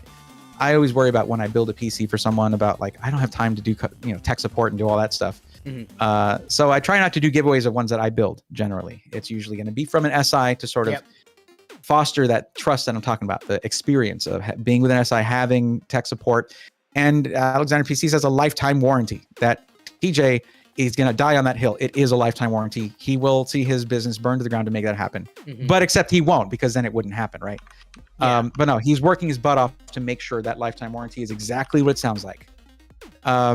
So that person now, that winner, is way better off now that they didn't get the one from that. It's just, it sucks because like the community got really into that stream and put a lot of, subs and donos towards that build, including myself. I even donated more money to make it a better build for whoever won it. Yeah. And he was there talking about me. He wanted more ambassadors like me. In a way, I sparked his whole thing about like, we need to check all these ambassadors, make sure they're doing their stuff, because he was actually freaking out after a while, like, why aren't we getting people using codes like they are with Braethorn? And I'm like, dude, you're looking for people who are streaming games. Yeah. That's what you want. But I am someone who reviews pre-built PCs. Like, I help people find pre-built PCs. Yeah. Of course, it's going to be more visibility on the. That's all it was. I couldn't even barely take credit for it. And so he freaked out about it. He was like, we need more people to do that. And he was just like, he made a decision. And at the beginning of the stream, he was like, hey, things are going to be different for this. But it was still very skeezy the way he did it, and it was awful. And I never agreed with that. So before they even shut down, I was like, yo, I made the video, got an announcement on Twitter. I'm like, guys, this is what's going to happen, but I'll make a video about it. Here you go. Yeah. And then I made the video that I'm leaving Artesian Builds. And it wasn't about the drama. It was about like, I was horrified with the way that he was talking to people. You can go back and actually, well, it's not the Twitch stream is no longer there, I think, but in the chat, bam, right there, it's me saying like, dude, it's not an apples to apples comparison. You need to stop that. It is not right to compare other ambassadors to one that literally lives in this world and people come to for these kind of info. After that, all that happened, it was I almost quit. Because of me, there were many people who no longer had a warranty. I was scrambling at the time to try and find a way. I even emailed GamersNexus to see if with their much larger pull than I have, because they were very involved in it. You know, Yeah. they met with all of the East Coast team and all that, who became Phoenix PCs. Yep. This wasn't supposed to be about this topic, but you know, it is good to sort of talk about it some. The stream, we typically every week we just go whatever direction, either whatever comes off the top of my head or whatever direction chat takes us. So no, this is perfect. This is fine. We didn't have a ton of builds. There is a build that someone actually submitted that we can take a look at in a second once you once we're done with the artesian discussion. I'll try to keep this. Keep this quick.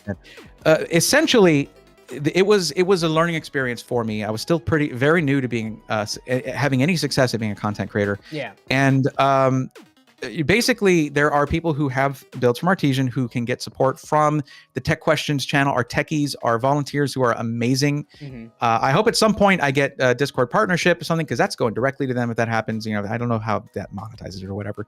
Yeah. Or if once I can afford it, I'll just start paying them, because whether they like it or not, these guys work really hard to help out people, and it's just because they want to. Mm-hmm. Alucard, I see you. And I'm not just saying I see you here. I see you. I see the hard work that y'all put into it. And Cuddles, all you guys. Mm-hmm.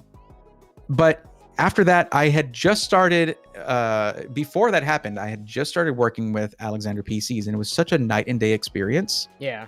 That I was like, they're not all, I was like losing faith in what I was doing.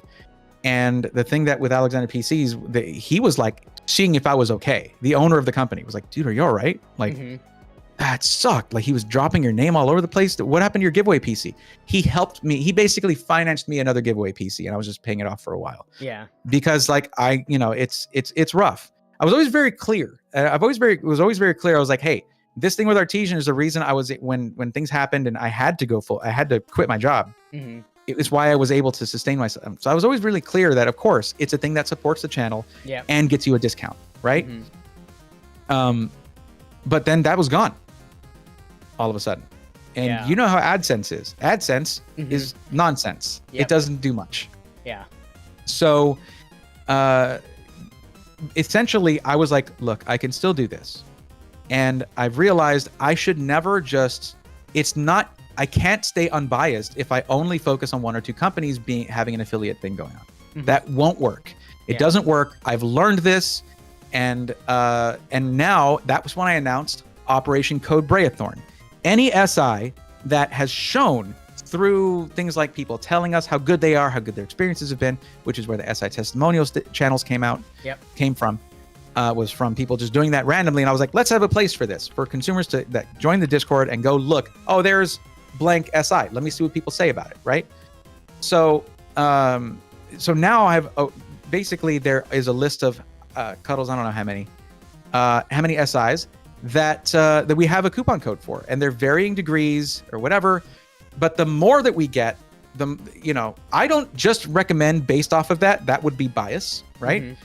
Like, if I don't have one with iBuyPower, I can still recommend them all the time if I feel like someone's the right buyer for that SI. Yeah. It doesn't matter to me. It just, if someone does decide, oh, I want to go with this one or that one, and you use a coupon code, you save some money and you support the channel and what we're trying to do. Mm-hmm. So it was a learning experience for me. It was harrowing at the time, but in the end, you gotta pick yourself back up and keep going, because I figured out that what I was doing was more important. So. Okay. Yay. Well, I mean, at the end of the day, it kind of worked itself out, because I feel like the Artesian thing was like a ticking time bomb, regardless of your situation or the big drama that happened, or just because they reached out to me as well. Yeah, they reached out to me. We were in the process. I forgot who was that person I was working with. It wasn't Noah. It was the CFO, but we were working towards doing something where they would send a system over to be reviewed, and then it's probably Brian. Yeah, I believe so. Yep. And then good guy. He's a good guy. Did he move over, or someone else on their team moved over to That was Nick. Yeah, Nick is at Starforge. He's the CEO of Starforge. There it is, Starforge. Okay, yeah. Yeah, so he's a great guy. Separate ways and stuff now. So he actually left months before all that stuff happened. Yeah. To go start working on Starforge, because things were not good working under NOAB. I didn't know that. Mm-hmm. Nobody knew that other than internally. So yeah. But that's the thing. It's made me sort of start to keep my distance a little bit from some of these companies. I learned the hard way. Mm-hmm. It comes back to the whole thing about like, if we had a community and someone's in the similar situation, I can be like, keep your distance. Here's a way to approach this. Here's a way to keep things, unbiased and still be able to pay your bills. So unless the money's too good and they don't heed your advice, kind of like you were talking about earlier, and still take money. So yeah. Oh well. Yeah. And that's guys. That's not any of the. Well, it's one of the big names, but not really focused on PC stuff as much. So don't worry about that. Yeah. Okay, so let's look at the system though. Let's do some fun stuff. Okay, so this is posted by Imminent Death in the Imminent Death. Do you have the same name on YouTube? But in the Discord channel. It's so threatening of a name. It's such a threatening name. I know, I feel right? threatened. All right, so they did answer some of the more detailed questions of what they want to use the PC for. So they said strictly gaming. Let me put it in quotes in the chat, and I'll pull it up in thing. Okay, so Imminent Death. Now I'll highlight that. So strictly gaming, 1440p, 165Hz monitor. Plays Escape from Tarkov, CSGO, MMOs like New World, variety, honestly, but those remain. So, for the most part, gaming. Okay. Yeah. Right away, based on that, let's see what we got here. Where's the... Okay, so we have 32 gigs of RAM. You're fine. Whenever I see Escape from Tarkov, I've never played it myself, but most people will tell me it's a very RAM-hungry game. That or any like modded older games, Skyrim, modded Minecraft, things like that, can be very RAM-hungry. So 32 gigs, totally fine. Mm-hmm. Those are the kinds of things. That's the reason that we ask stuff like that, or that we want to know stuff like that. Like, what games are you playing? Yeah, specifically. But, okay. Yeah. Okay. It'd N7 pretty, Z790 Black. It would be pretty tough to find something above. I would even feel like $2,000 if they're using 16 gigs still.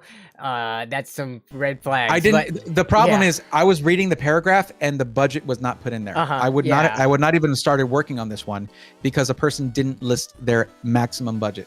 Mm-hmm. When we ask about the budget, we're not looking for a budget range, because I've had so many people where I spend half an hour doing a whole shopping thing with them one-on-one, and then they add $500 to their budget and have to do it all over again, which I refuse to do. Okay, I'm finding out the budget right now. It's Tito Corchado in chat. I'm asking. So they gave a budget range, but the top range is 3,000. So it's 2,500 to 3,000. So I mean, why not work with 3,000 if that's... So I do kind of understand the range, because at some point you might hit that kind of like that in that zone where you have to spend 600 for the next viable upgrade or something like that instead of throwing more money at it. So let's just say 3,000 at the top end, but if we can't find anything, then this one fits it, right? Because it's 2,600. So are you ready for another mini monologue here? All right, let's go. Whenever I'm looking at these, I don't even consider that the person might want to upgrade it themselves, unless I ask and they're like, yeah, I don't mind doing upgrades and stuff. Most people, of course, with your channel, people are going to be very well versed and knowledgeable in how to upgrade a PC thanks to your content. But most people who are going to be buying their first pre-built never intend to open the side panel, and it needs to be 100% covering all of their needs right off the bat. With a $3,000 budget, that's easy. Yeah. So I would say spend the full amount of your maximum budget, so you don't have to upgrade it anytime soon, unless you're like, oh, I'm going to get a minimum like 7,000 series CPU, and then when the next round of CPUs comes out, I'm going to get like, bam, whatever. That kind of thing. If you're planning on doing that, then yeah, you can cut back on your budget a little bit, or use that money to get a better GPU. But that's the more information you give us when we're trying to make a recommendation, the better recommendation you're going to get. Yeah. Period. So, if we're looking at, so this right here is in the cart. This is from NZXT. It looks like. Is this where they did a configurator? I think. Yeah. Right. So it's NZXT build custom configurator, and it looks like a great build. I mean, we're looking at 13700KF, but this was mostly just used for gaming, right? There's no content creation on the agenda here. No streaming. No. You could dabble with how powerful these parts are, though, into that if you wanted to, right? Yeah. But I would say not to get the F-SKU processor then. Yeah, so that you could use the QuickSync. Yeah. Yep. But it's the devil that's in the details. It's all in the details, man. Yeah. So they said strictly gaming. So Okay. So in terms of that 26, so they said after, yeah, because tax on this, depending on where you live, could be up to 10%. So that's another $260, which brings that to $2,900 plus $100 shipping. Let's just say here, there. That's how they kind of have that 3,000 range. But so something like this, I would assume this is why I here. say yeah. This is why I say what's the budget before taxes tax and shipping. Yeah, exactly. Right. And I was assuming that's what it was. Okay. So with that in mind, yeah, this is right around the right amount. Now, the problem here, I would say the main problem is the case. These are some hot components right here, okay? 4070 Ti, I feel like you should have a probably 4080 at this price. Yeah, if you're that's just what gaming, people in the chat are saying. Yeah. Drop that CPU. I'm sorry, I wasn't looking at chat. Drop the CPU down to a 13600K or KF. Let's take a look at NZXT's website. While you talk that through, I'm going to bring or up. yeah, you can do that, or I can do the build either way, but I'll just be talking. You do the stuff. Yep. So you drop it down to, if you're just gaming, you don't need a 13700K. Okay. 13600K is a monster. All right. You're still talking about what, 14 cores right there, overclocking capable and everything. If they have it though, they do have to have it in stock. But the case, you need to go with the flow. Yeah. I know the Elite is pretty. Yeah. All right. So is this. Yeah. And you're going to get better performance. H5 Elite. Yeah, you got that nice premium glass looking in the front. But we did save $55 going to the flow because the Elite is a more expensive case. So, yeah, that. Look, one of the reasons that NZXT first reached out to me was this little gem, okay, that I said in the video when I was talking about them. I said, look, here's the thing about NZXT. I don't know exactly the wording was, but the good thing about NZXT is they're kind enough to let you know when one of their cases has bad airflow. They put the word Elite on it. That's what a la carte said. It's literally what it is. Oh, did a la carte? Were you quoting me on that one? Yep, a la carte. There we go. Yep. Yeah. He saw it. He knew where I was going with that. That is actually the reason that Andy reached out to me, and he was like, "Dude, we started with the memes. It's okay. We like to joke around. It's all good." Yeah. So yeah, I'm working with them now, and it's good. It's really good to see, because anytime you have a company that's manufacturing parts, components, and being an SI, there's a lot of potential there. So I'm glad to see the N7 motherboards on their configurator, because a lot of the time they're not there. Okay, so here's so we're configuring this. It's by default it's DDR4, right? We could go with the DDR5 motherboard. I think they only have one in. They have two in stock, but one of them's the really expensive Z790 Carbon. We're adding $200, or just adding $50 to go DDR5, and then we're gonna up it to 32 gigs of RAM. But in terms of, I guess, I would value having a 4080. I would rather have a 4080 and DDR4 than like 4070 with DDR5. If we're trying to stay within their budget, like, what are your thoughts on DDR4 versus DDR5? We're going with the 13600K. That's about equivalent to a 12700K. So yeah, a year and a half ago, I would have said just get DDR4. But DDR5 is a lot cheaper than it used to be, and it's only going to get cheaper and faster. So let me add that to here, and let's see what we have. Yeah. That's just my thought when it comes to DDR5, is that now it's accessible. It's not that much more, and you have that. Even though I try not to assume, I basically try not to presume that people are going to ever want to do upgrades, but I do like to leave the door open for it. That's my MO, is to do it that way. So going with DDR5, and this is a great kit of DDR5 right here that you're looking at. Yep, 6000. Okay. Yep. CL38. The storage. It's at 500 by default. Let me get that. Yeah. Oh man, what are their options? Wait, what's here? their price on some of these? They don't show the price. SM850X? Yeah. Okay, so you have to click options and info, and then you'll see they show the difference. So we don't know what the base price of the original 500 gigs is. We're just adding $66 to it, which is, I mean. On some sites you can figure out around that, but I'm not looking at it, so I can't really fiddle with it. But I would say go with, at this price point, it should be a 2 terabyte, man. It should be. It didn't actually let me change it to that. I'm not. It's sold out. Interestingly enough. Okay. What other options are there? They have a 970 Evo.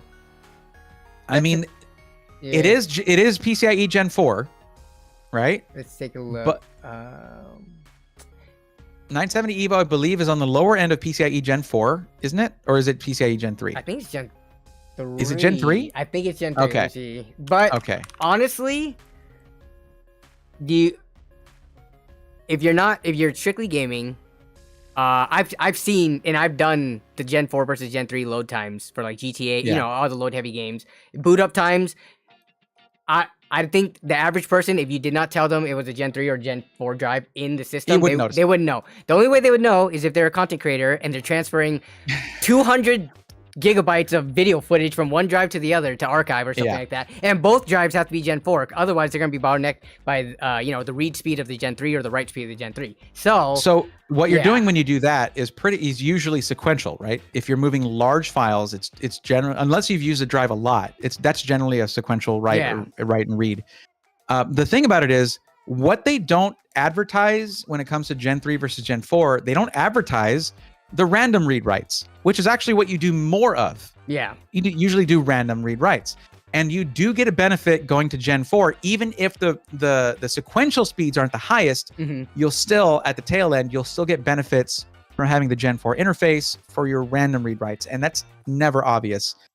So it's whatever. Besides, remember that some game developers are saying that they're going to start using direct storage as a thing that they want to do, right? So in a few years, it probably doesn't matter for a few years now, but in a few years that will become a thing.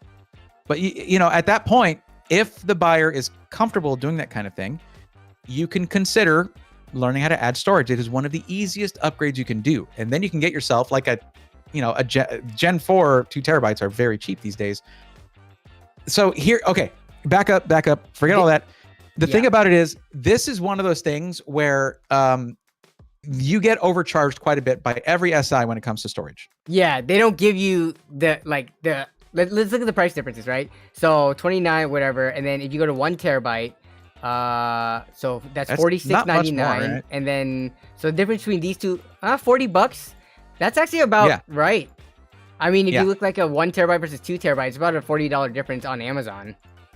Is the SN570 DRAM list? Can anyone confirm that for me? Yeah, let me look it up real quick. I have the. Do you know of the SSD spreadsheet by Numax? No, actually no. Any resources like that are great. No, this is this is the. But the only issue is that SSD manufacturers have been known to swap out parts. Oh yeah, like that's a year into its product cycle or whatever. But yeah, so I would imagine it would be a DRAM list one. SN570. No DRAM. No DRAM. See, that's a bummer. HMB. It's let's see, it's a TLC drive. Yeah. Yeah. So what's going to happen is if you're doing anything like installing a game, right? What'll happen is like if you have fast internet, you're trying to have Steam, it'll go fast at first, and and then it'll just slow down. Yeah. Like you'll lose a lot of the speeds that they claim. It can't buffer that much. So yeah, that's a bummer. But if you're just running your OS off of this and you feel comfortable doing an upgrade to add storage, dude, storage is so cheap right now. And it's getting even cheaper. This is the place to save money. Yeah. You save money now. I would still do the 1 terabyte, okay? Because you can run out of storage on your OS drive pretty quickly with downloads, things like that, before you move them and whatnot. So I would still do a terabyte. It's pretty cheap. Stick with that on this. I don't ever want to install less than a terabyte for your boot drive. Is that just me? 1 sec. Oh yeah, no. Me too. 1 terabyte. The only thing is if I'm doing like a budget build challenge for like a $400 to $500 build, and like every $20 to $30 counts, then I would put in a 500 drive. But no, if I'm building something for friends or family or something, it's pretty much gonna be 1 terabyte because they're not gonna want to clone. Yeah. You have to go to the other drive and hit the trash can. Okay, yeah, that's why. Because there's gonna add a second drive in it, huh? All right. So which is good that they can do that. It's good that they do that. But yeah. So, wait, this is interesting. So it's starting off with the 850X, right? 1 terabyte. But then if I go to options and info, why is it? Can I not remove this drive? Oh, I have to go to trash can. Sorry. Yeah, trash can this. Oh, it might not let you because you need to have one drive on Yeah, there. I see. Yeah. So just add that one. Yeah, so okay, because this is an additional drive, they're charging 46 for the 1 terabyte and then 87 for the 2 terabyte. So That's fair. That's Yeah. fair. They're actually not marking this one up too much. So I'm Yeah. happy to see that. yeah. It's funny because I feel. Oh, so you're doing the 2 terabyte. I'm gonna add the That's 2 good. terabyte for now, It's and a we'll good see what the price. price looks like. Yeah, if you're not in a hurry, the DRAM list thing is not a big deal. It's not. If you're not in a hurry, yeah. you can do a lot. Yeah. How often are you like, oh, I need to install this game so I can play exactly in 40 minutes as opposed to like an hour or something, right? Downloading the background and walking away. So Yeah. So here's did I tell you about the new series I'm going to be doing? No, you did not yet. I just need to line up a few more partnerships on it. But if anyone's like, I don't know, I don't feel comfortable with doing the story. Of course, your viewers are totally fine with it, but a lot of my viewers aren't, right? So the new series is one that I've been trying to get off the ground for the longest time. It is Prebuilt Rebuilt. Okay, Prebuilt Rebuilt. It's just a catchy name for it. Yeah. But worst, I am not assuming any knowledge here. I'm just going to be like, all right, here's a 5-minute video on how to add storage, how to add an M.2 drive. Oh, yeah. How to go. So what I'm trying to do is I'm going to source both an Intel and an AMD system, right? Just real basic ones, and then over the videos we're going to be upgrading them. Hopefully they'll have I want them to have like air coolers, and I'll teach how to do an AIO upgrade, things like that, because that's more advanced. You're talking about, oh no, there's the CPU right there, right? Yeah. Like, okay, I got to clean off the old thermal paste and reapply, all of that stuff. But each one's going to be a 5, 6, 7, 8-minute video. Yeah, that's actually really cool. Yeah, it's for those of my audience, because if you're in my audience and you don't ever want to do customization, upgrades, building, fine. Welcome to PC gaming. Have a good time. That's totally fine. My other content, totally for you. This content, probably not. So, but for those who want to make that transition, it's surprising, man. Even if there are 100 or 1,000 videos that already explain the same thing, if someone gets used to the way you talk about stuff, they want you to do it. They want you to make the content. And I always feel bad when I have to refer to somebody else. There are great content creators out there, and sometimes if I make the recommendation, like, okay, cool, well, now I don't have to go looking for it and wondering whether this is going to work for me or not. Yeah. But yeah, basically, it's also a way, because I'm not on many component manufacturers' radars, because I do pre-builts. What do they care, right? Yep. Most of the people who do marketing don't worry about the SI sector. Like, that's a money-making thing for them already. Yeah. So this is a way for me to start working with them, because it is critical to me that I get a good amount of hardware for testing and things like that. And it's going to allow me to make that baseline content that's going to be like, hey, this is your introduction. This is your mission if you choose to accept it. Yeah.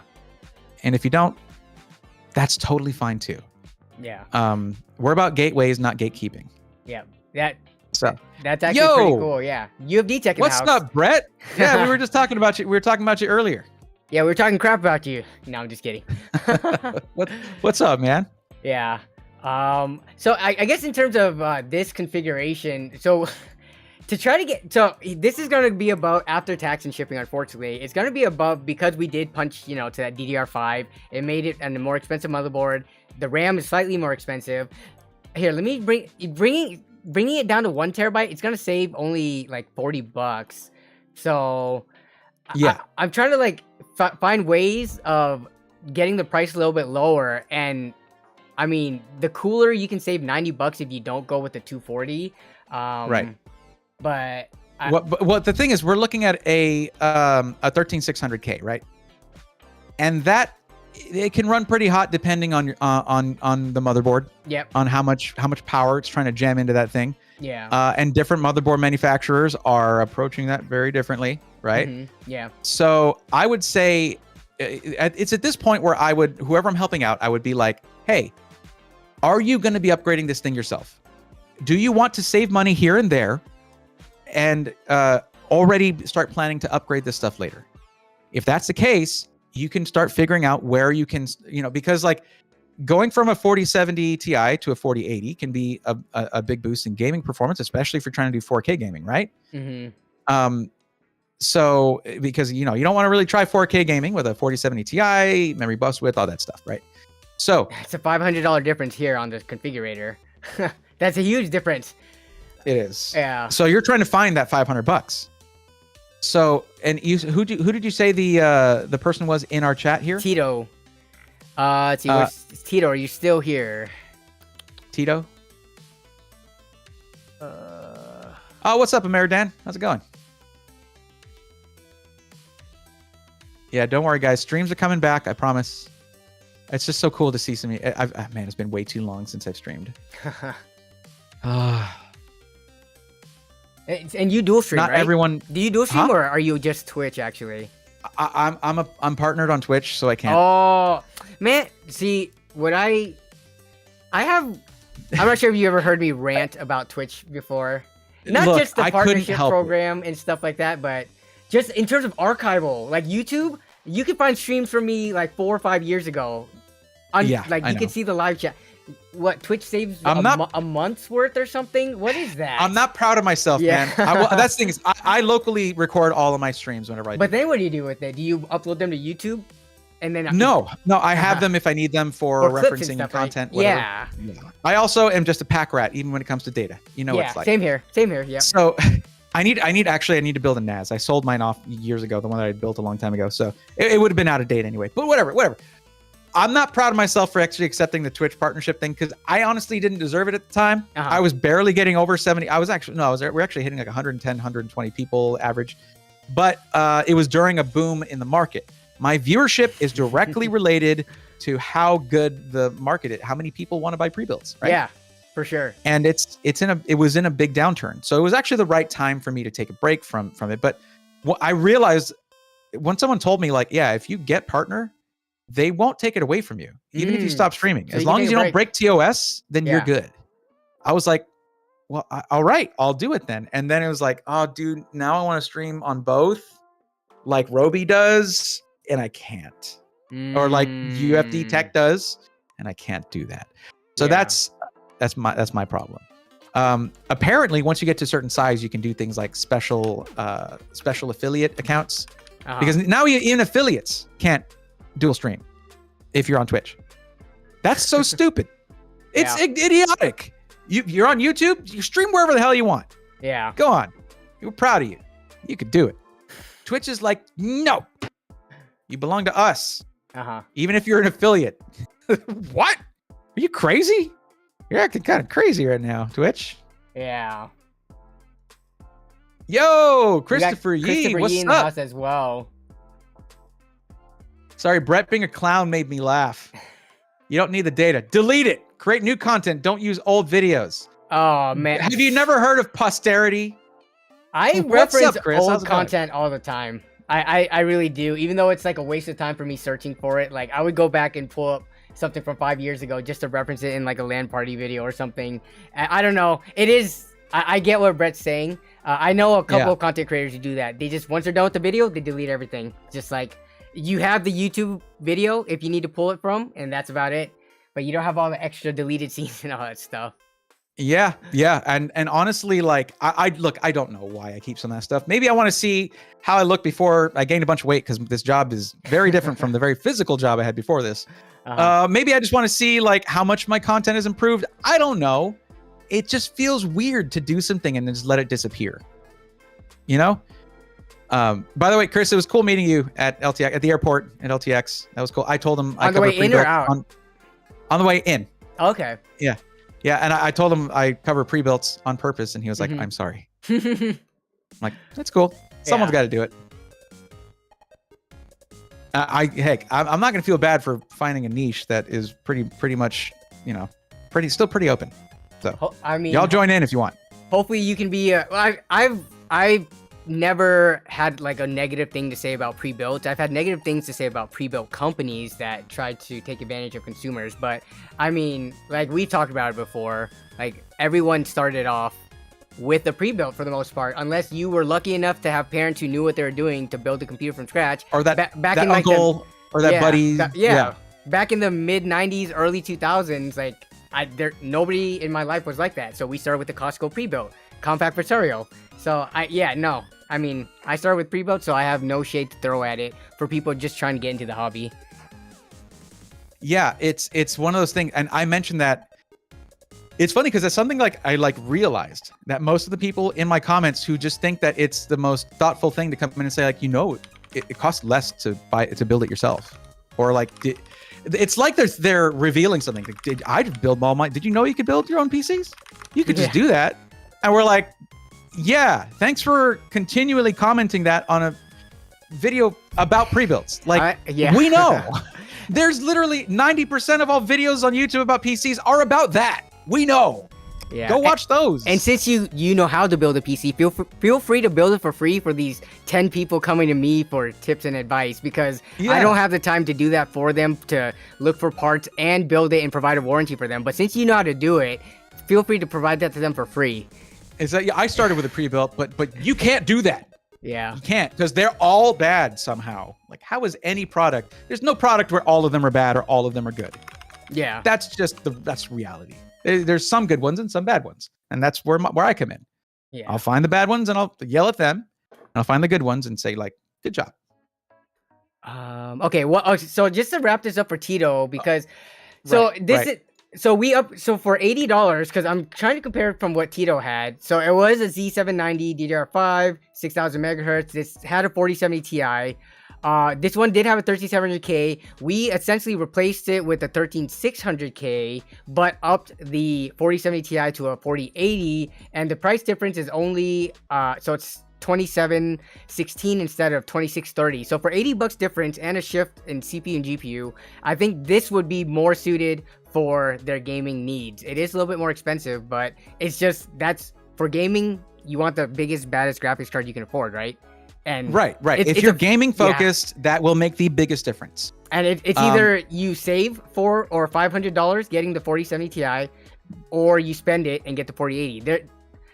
NZXT doesn't offer any AMD options in between there, so that's the difficult thing. I did think about something. Can you go back to the power supplies and scroll through those real quick? Yep. So you could save, or this would be. I wouldn't do that with a 4080. There's no way. No way. So this is the next cheapest option, it looks like, because then it's 1000 watt. Yeah. Okay, so go back up to the right there. I think that one has integrated 12-volt VHPWR connector. Oh, the C1000, the 2022 model, or would it need to be? I think that has it. I'm not sure, okay, but that is only $30 more. Might be worth it. And future proofing, yeah. Let me pull that up and see. Plus that extra 150 watts for now. I know in 40 series transient power spikes, not as much of a thing, so that's good. But there we go. The connections are right up there if you want to look at the picture.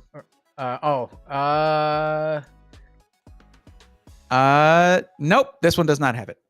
So maybe that's what they mean. It's not 2023. Yeah. So, never mind. Yeah. Okay. Well. Okay. Never mind. It would have been good. That would have been like a aha moment, but it's more like kind of moment. I think below that one, the MSI one, is one that has PCIe 5. See that? Yeah. What's the price difference? My head's covering the price difference. What is it?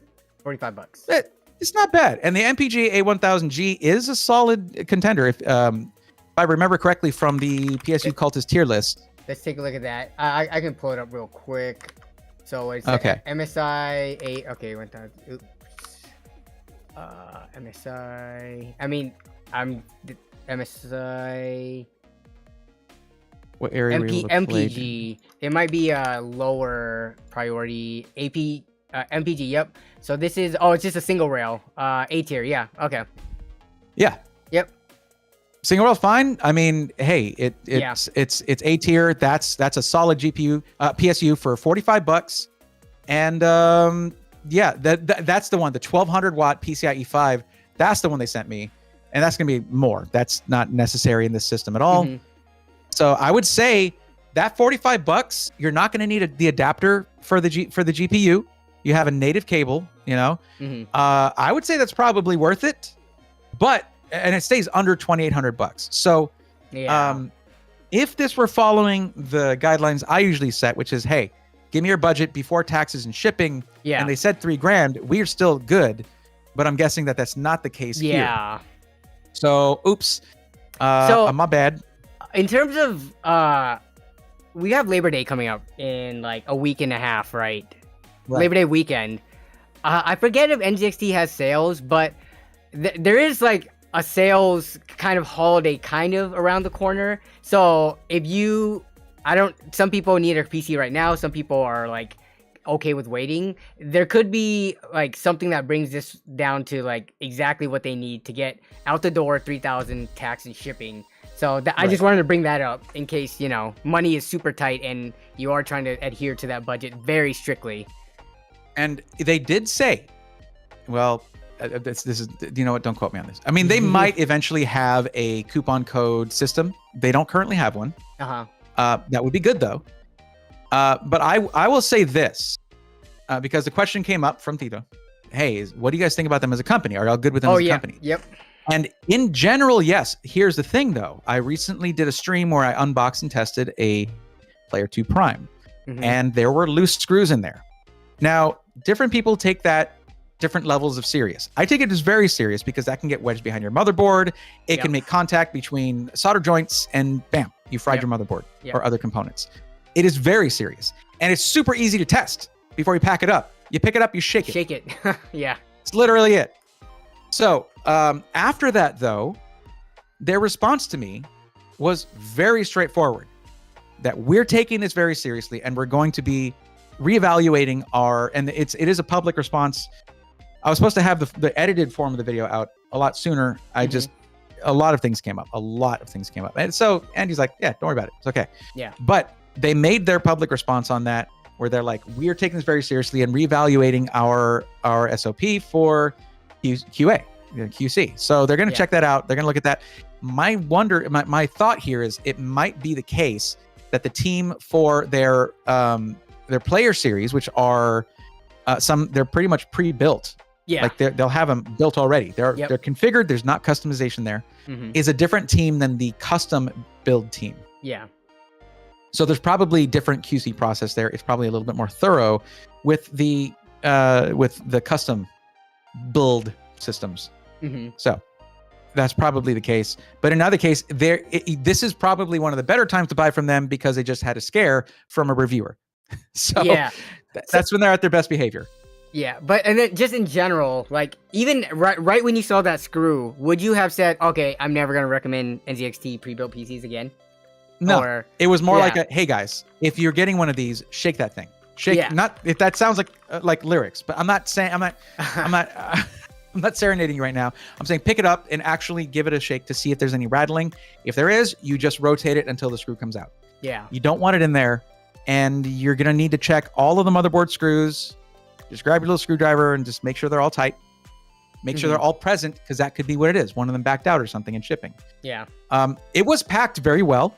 It was built very well. Yeah. The cable management was serviceable.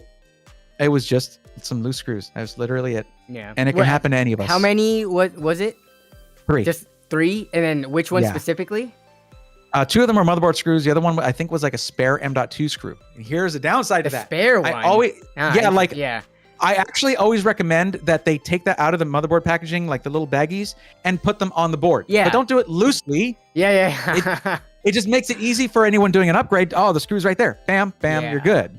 So because I mean, people might throw away the box, and there goes your tiny screw that is actually kind of expensive to replace, given that little tiny piece of metal, right? Like, try to get that on Amazon. It's like a couple of bucks. Yeah, exactly.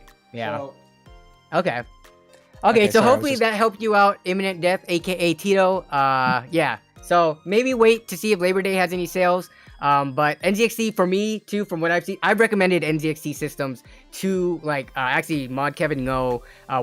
He was asking for some input, and I was like, oh dude, look at some of these refurbished ones. So one of his friends bought the refurbished build. It's working fine. I've recommended one of their higher end builds to one of my buddies I play World of Warcraft with.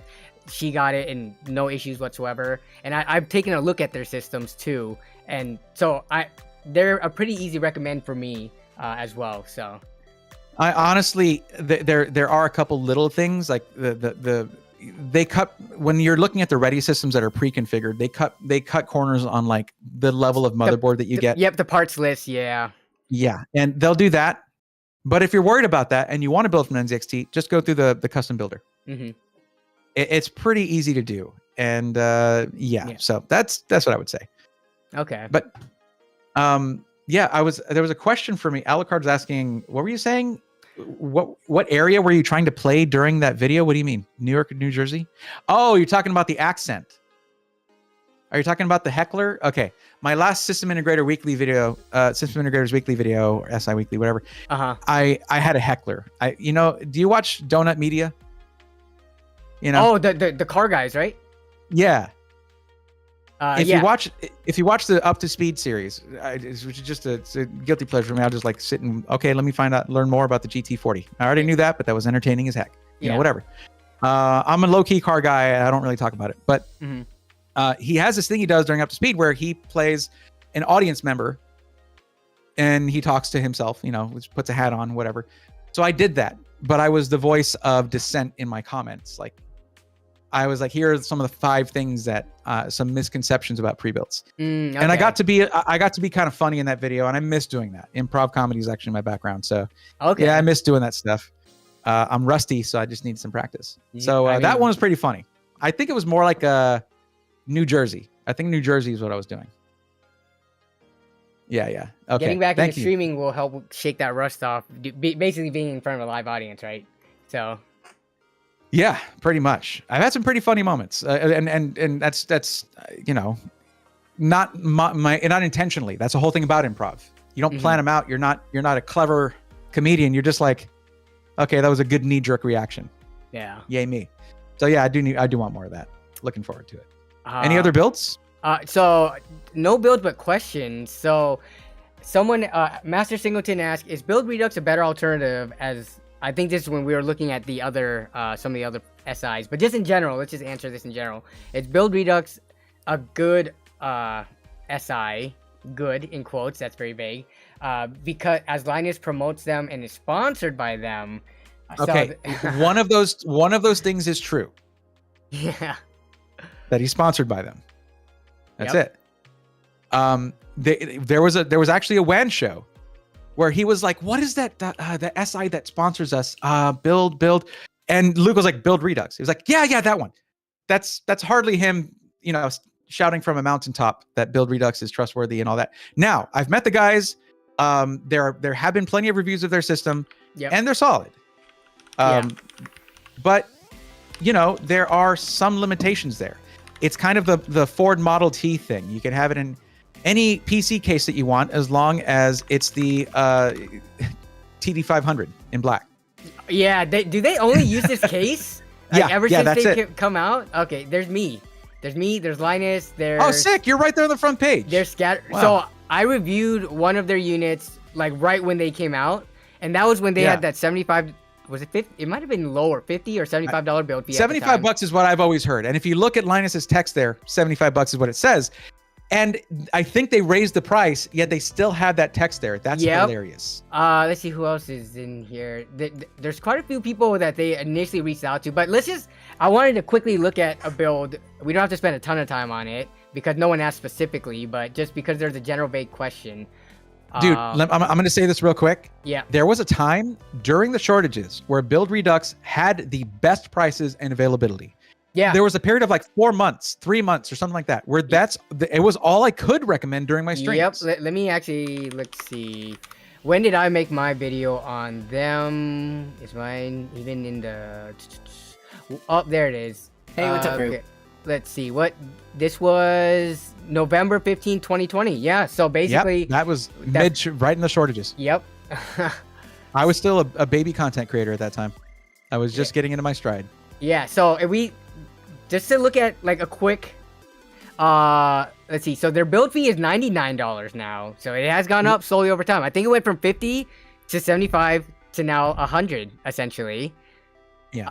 So they're charging $2,600 for this system right here. So just... That has 16 gigs of RAM. 16 gigs of DDR4 for $2,500? Yeah. Bruh. What else is wrong with it? So 12700F. and a motherboard that is a B760. Let's take a look. So 12700F, not even K, right? So just a right, and a B760 motherboard. So it's not a Z series motherboard. You couldn't upgrade to a K SKU. What I'm saying is $2,500. You should be on 13th gen. You should be now. The thing is, I think what they did is they put it all towards the GPU because that's a 4080 system. Yeah, but I mean, look, this is one of the problems I started noticing, like with it, like sometime after I did the review. Because when I did the review, this would be pretty accurate, right? But I mean, they're quoting. I don't care, dude. If you got this 12700F because you bought it like 2 years ago and it's still in your inventory and you're throwing it into systems, I have a problem with them charging close to the MSRP when you can find on Amazon for 270 and then on Newegg for 290. There's like them saying we have no part markup. Yeah. So that's the problem there. There's the 16 gigs you pointed out. You're always. Here's the thing, though. Here, we have to be fair. We have to be fair. Okay. When they bought their allocation, they don't do it in buying 10 of them. Oh yeah, they'll buy like 200 of them. Yeah, and they get like they don't pay what we pay at Amazon and Newegg, right? They right. Yeah, they'll pay less, but what they'll do is they'll try to sell it for MSRP, right? Then they say there's no part markup, and they can do that. They still make money. Yeah, but you should be paying about the same price as if you bought it yourself to build it yourself, right? The thing is, system integrators cannot be expected to change all of their pricing with fluctuating retail that's pricing. True. It's way too fast. Yeah. And it's a losing game if they try to do that. So we can't expect them to do that legitimately unless it's a very small system integrator, and those usually have to have part markups to keep the lights on and pay their employees. Yeah. Because they're selling, instead of the 600,000 PCs a year that iBuyPower will sell, they'll sell 400 a year. Yeah. So in this case, though, the price could have gone down last week. It didn't. It went down earlier than that. Yeah. But they might have bought these CPUs in January. We don't know.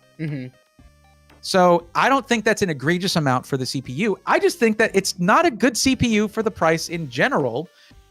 But that's because I personally, and I always have to remember not to be too personal about like what I like when it comes to recommendations for other people. Yeah. I like a more balanced system. Right? Because I do more than just gaming. In fact, I don't get much chance to game these days. Yeah. So that's if you're looking for your gaming PC, your leisure PC, this will do the job until you open Escape from Tarkov and you're like, oh, my $2,600 PC is running out of RAM. Oops. So you go to customize it and you up your RAM and it won't be that much more money. I still think it should be a Z series motherboard and DDR5 at this price, but you know, that would be something you would get at iBuyPower. And it might be a little bit more rushed on the build quality, though, you know, all that. All right, 1 second. People are looking for the Discord invite link, which is in the description, but I don't have a chat bot set up for that, so I'll link it right there. Okay, there you go. Robert Gabula says, I just rejoined. How long have you guys been talking about Build Redux? We've just been talking about it for like the last 5 minutes. We haven't spent this entire time talking about it. Yeah, someone asked a question. They were like, what do you think about Build Redux? Yep. That is one thing though that we do need to be 100. This is what I'm talking about when it comes to being clear about stuff, right? Is that they said, hey, Linus promotes them. No, technically they are pushing Linus Tech Tips by sponsoring their content. Yeah, they sponsored Linus so he could give them the shout out. If they did not pay money, we don't know if Linus would openly recommend them. Like, and I mentioned in a WAN show he couldn't even remember what they were called. Yeah. Okay, because he doesn't handle those. Colton handles that stuff. Yeah. You know, and his team. So, yeah, he couldn't remember the name Build Redux, even though he's reviewed one of their systems, like in a video. So, yeah, just remember that them sponsoring LTT is not LTT promoting them of their own accord. And I will say that when they first, hit the scene, I was recommending them without being sponsored. Like when people ask like, hey, I need a pre-build, I'm like, oh yeah, check out Build Redux, to friends and family and stuff like that. But these days, not so much anymore when other competition is giving the same or better parts for a lower price. It's just hard to recommend. But I mean, that could change, right? I mean, all these SIs, they're constantly changing their prices. So sometimes an SI kind of like realizes, oh, we're not selling as much, we need to be more competitive. So then they, improve what they can offer. So. Right. I think that there's better stuff out there for this price. Yeah. But without lining them up next to each other, that's difficult to do. That's why I have a series where I try to do that every week. So. Yeah. SI Weekly. That's what I. Sub to Braethorn if you haven't yet. So okay. But yeah, I've covered Build Redux a bunch of times. Things have changed considerably, though. I used to complain that they didn't have enough options for customization. So if you check that out, if you go up to the custom, oh yeah, customize. There it is. I was looking for that. Okay, so memory. Now they used to have like 4 options to customize, and that's it. Here, $30, bam, 32 gigs. Yep. That's a legit price increase for that amount of memory in DDR4. Now, if you go to, I don't think you can change the motherboard at all. And can you? Hold on. Nope. If you change the processor, it will automatically change the motherboard. So go up. You will save $20 going with a 13600 KF. Oh, for Pete's sake, do that. Okay, so that's going to be a better. And you're going to now they're putting it on a B series motherboard. Yeah. So you have to probably go up to a 13700K in order to get the Z series motherboard. So you're not just looking at they're upgrading the cooler, by the way. Yeah. From an air cooler or from from the 240 to 360. Yeah. Right. It's still on a 760 B760. Come on, Build Redux. What the heck? How much is it? I can't see the total. Oh, it's $2788 total price, and you cannot overclock that 13700 KF. Yeah. And but at least it's easy to swap your motherboard. No, it's not. That's basically doing a PC build. Yeah, you're rebuilding a PC motherboard. Yep. Really annoying to do. I mean, it's doable if you know what you're doing, but for imagine a brand new, never opened or touched or built a PC before. A motherboard swap is not one of those easy things to do. That's a final boss kind of thing. Yeah. If you're going step by step, that's going to be one of the final bosses for pre-built rebuild. Okay. New series coming at some point. Quick question. Quick comment from Damon Blackburn. 120 for Windows. Ouch. All right. I'm curious to hear your thoughts on this because obviously. Go back to customize. Go. Trust me. So they customize. So they have they used to have the thing where you can not put Windows on it. They took that out. Now it's Ubuntu. Yeah. So you basically can install Windows yourself on that. But you're starting from scratch. And then you can get yourself, an OEM key for $15 or whatever. Yeah, but if you think about it, a person who's brand new to PC building or just PCs in general, right? How do you think it's advisable to recommend them? Oh, go watch this tutorial so you can make a bootable thumb drive using another computer that you already have to create the media tool, right? So again, it's for me and you and a lot of people in the chat, it's very easy. But for a brand newbie beginner, I don't know. They have to already have a PC or someone they can borrow to make the media tool. You just pay the $120. Unfortunately, in this case, yes. Now, if you're comfortable with it, then yeah, you can save yourself $120. No, but regarding, because you brought up going to this screen, right? So in my review video, I mentioned the Windows the Windows option thing. to not activate it, right? No, I think they added it. Let me look at my video. I think they added it after I could kind of brought up the fact that you can get a gray market key. Let me see. This was what, almost 3 years ago, so I'm starting to forget. Let's see, Build Redux. So let me see. Let's take a look at what their website. Parts list. Where is it at? Price analysis. Okay. Did they have this at the time? So let's take. Oh, it was pre-order. That's a button I haven't seen. I don't remember seeing there. This was way early in the game for them. No, this was literally like, okay. So Windows was 109, build, setup, and warranty, everything was 75. So let me see if there was a part in here. Did they already have that added in?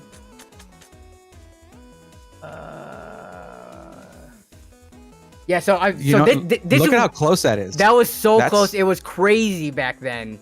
Yeah, that's why I was recommending them left and right until everybody else caught up. Same here. The thing about it is, guys, if you watch a video that's too old, you need to watch more recent content because the status of a certain SI will change. If they sort of drop the ball on customer service, if their prices if they go out of their minds on prices, or they just can't get certain stuff for what the prices they used to. Yeah. Stuff will change. So make sure that you're looking at the most recent content when it comes to system integrators. They have to shift now and then. They got to change stuff if the market changes as in their allocations from distributors, things like that. Not as fast as retail, but it will change. Yeah. Well, the crazy... Even leadership changes and stuff. Leadership changes at a system integrator will change them around completely. Sorry, go ahead. So you see how here they had the 109? This was me putting in a $15 key into PC Part Picker and using the $109 key here, and the price still came that close. So that was how crazy it... Like, not only was it close, they were actually selling some of this stuff for like cheaper than what you can find for outside. Because retail prices were really inflated. Yeah. Remember that. Retail prices were inflated, so the cost of the build fee and stuff is absorbed by the fact that they're charging less for the GPU. Yeah, look, so the 3070 at the time was 520, which that was definitely not the case. Right. At retail, and not at all. Yep. Yeah. So that was the thing. And here's the thing, guys. There have been some murmurs and whispers, little birdies talking about how AI, the advent of AI in really sort of stuff that's out of the scope of what we normally cover, right? We're talking about like server farms, things like that. Okay. The hunger for silicon for AI applications worldwide it's unquenchable. Well, unquenchable is more for thirst. You know what I'm saying? And I mean, NVIDIA's making money hand over fist. They are doling it out as they feel, as they have it. And eventually they are predicting a shortage of, enterprise level silicon for AI.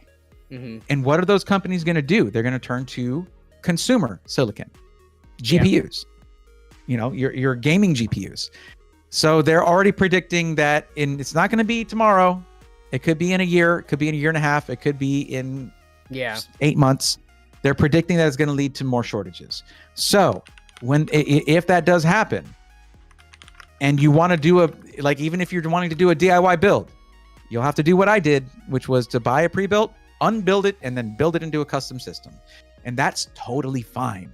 Because as you saw from that video Danny had, Build Redux was like $20 off of DIY. Yeah. At that point, it was just no brainer. Like, I'm not building something for my friends and family. I'm saying you go buy this. You get your warranty, you get your customer support. Yeah. When I bought my system from iBuyPower that had a 3070 in it, right?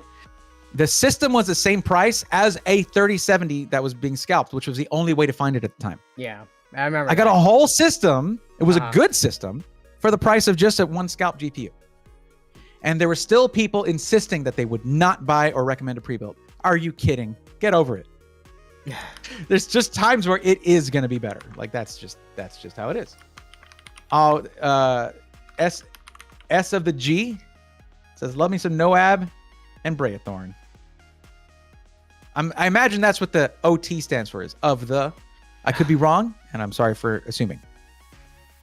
I'm used to seeing SOTR or for Shadow of the Tomb Raider for all the benchmarking that we used to do with that one. But right. Someone had a question about the Skytech Azure 2 blue Morocco versus Azure 2 black case. So I'm kind of, this question kind of is confusing to me because so I'll bring this up.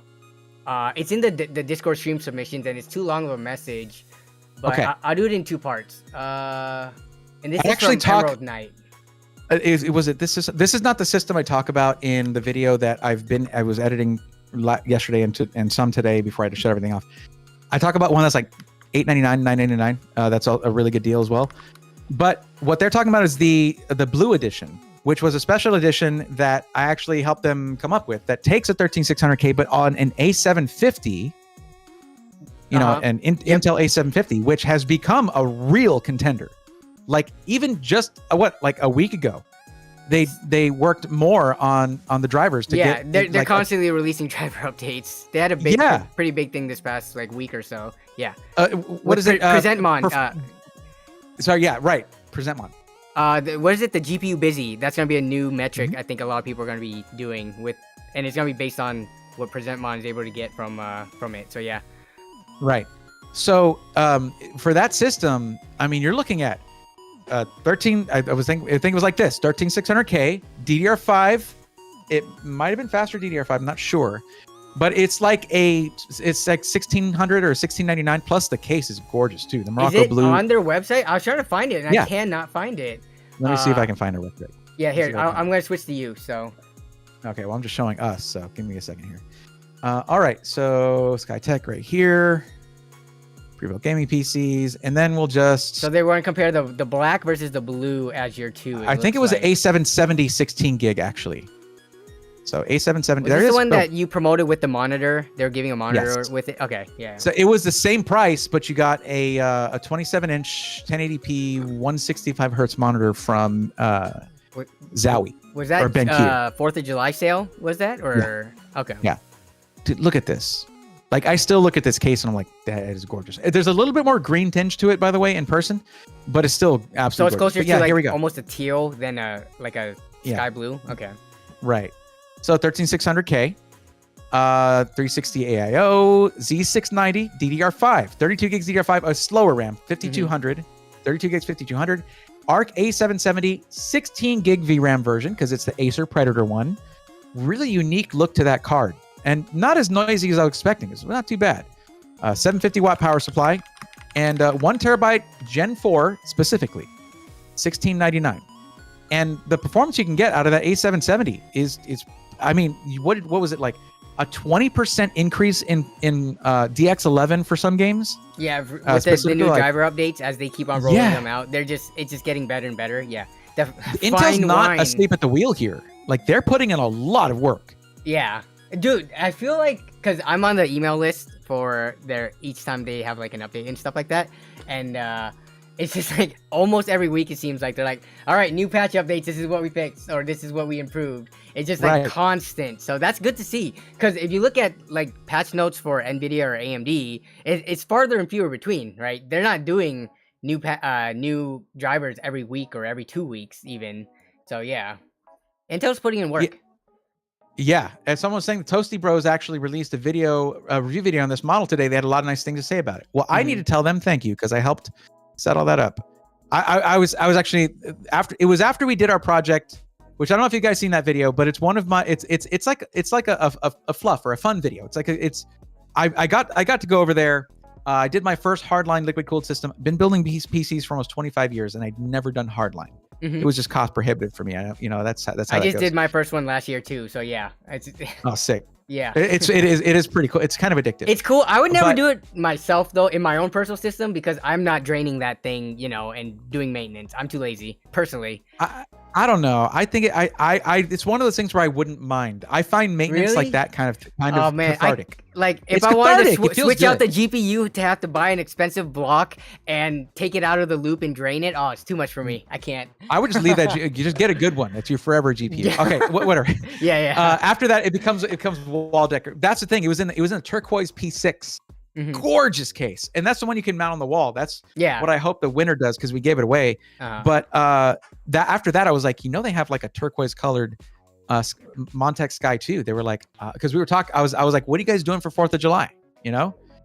Because they did something last year. The fun part was last year it was the Azure, the original one, and I reviewed that around 4th of July.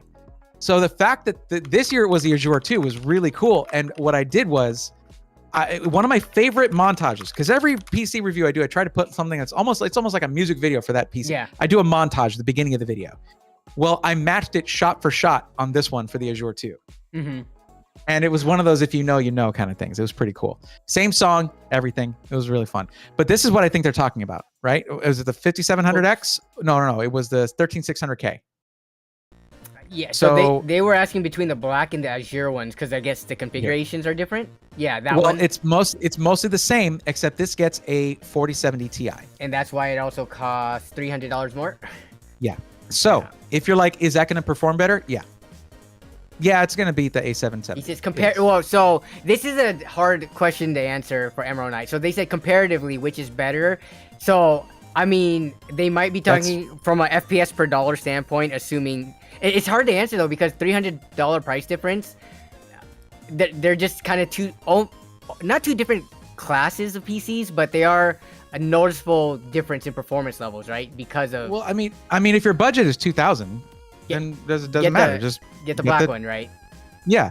The other side of it is like if you specifically want to support Intel's efforts when it comes to GPUs, because we do need them as a contender in the market. Yeah. You can choose to get the A770 version. But if you're just like, and also you can take that route if you're like, I don't want to support NVIDIA, whatever. That's a personal choice. If you just want the most, if you're trying to game at 1440p with the highest frame rate you can get, between the two, it's going to be the 4070 Ti. They both have AV1 encoding, so you can stream to YouTube and AV1 with both of these cards. And in this case, I believe, hold on, let me just click here real quick instead of guessing. I don't know. What VRAM are you getting? What amount of VRAMs with the 4070 Ti? It's not 8 gigs, right? Is it?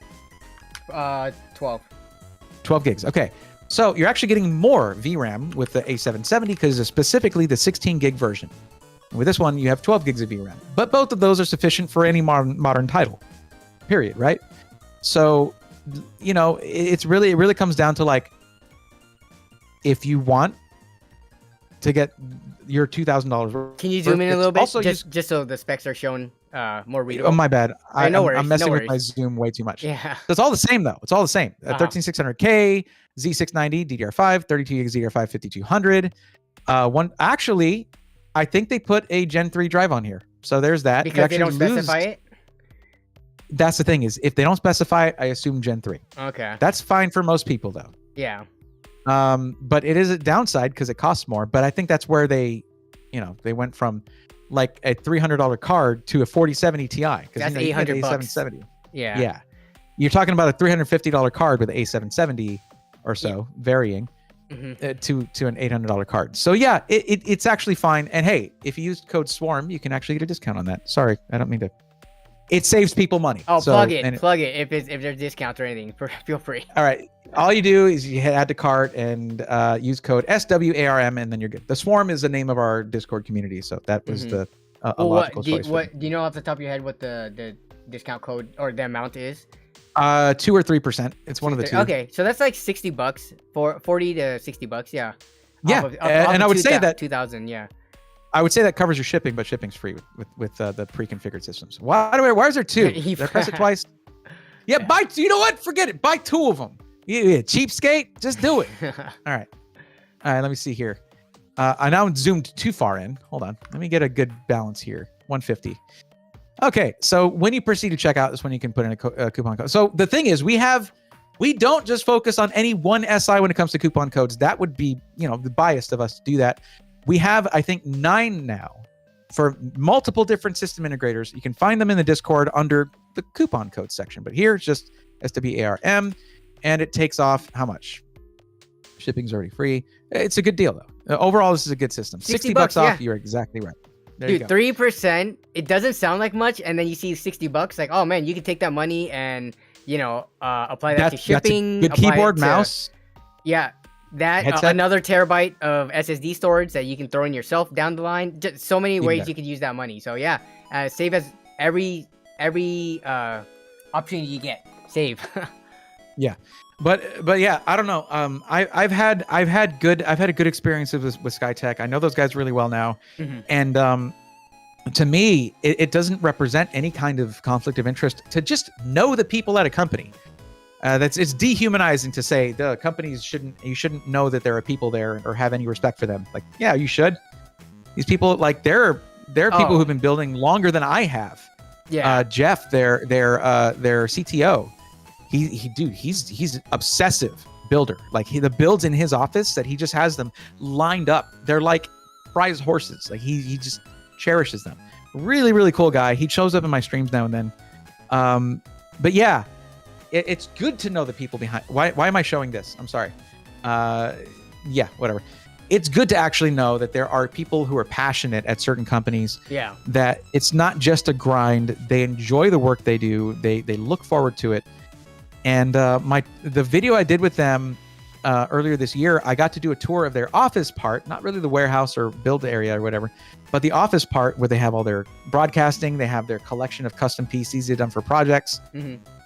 That's a fun video. It's not too long either. You also check that one out. It was a lot of fun to do. Okay, so in turn, because you brought up like conflict of interest or potentially that, I don't think that's an issue at all. You know, making contacts with and connections within the industry. What are your thoughts on?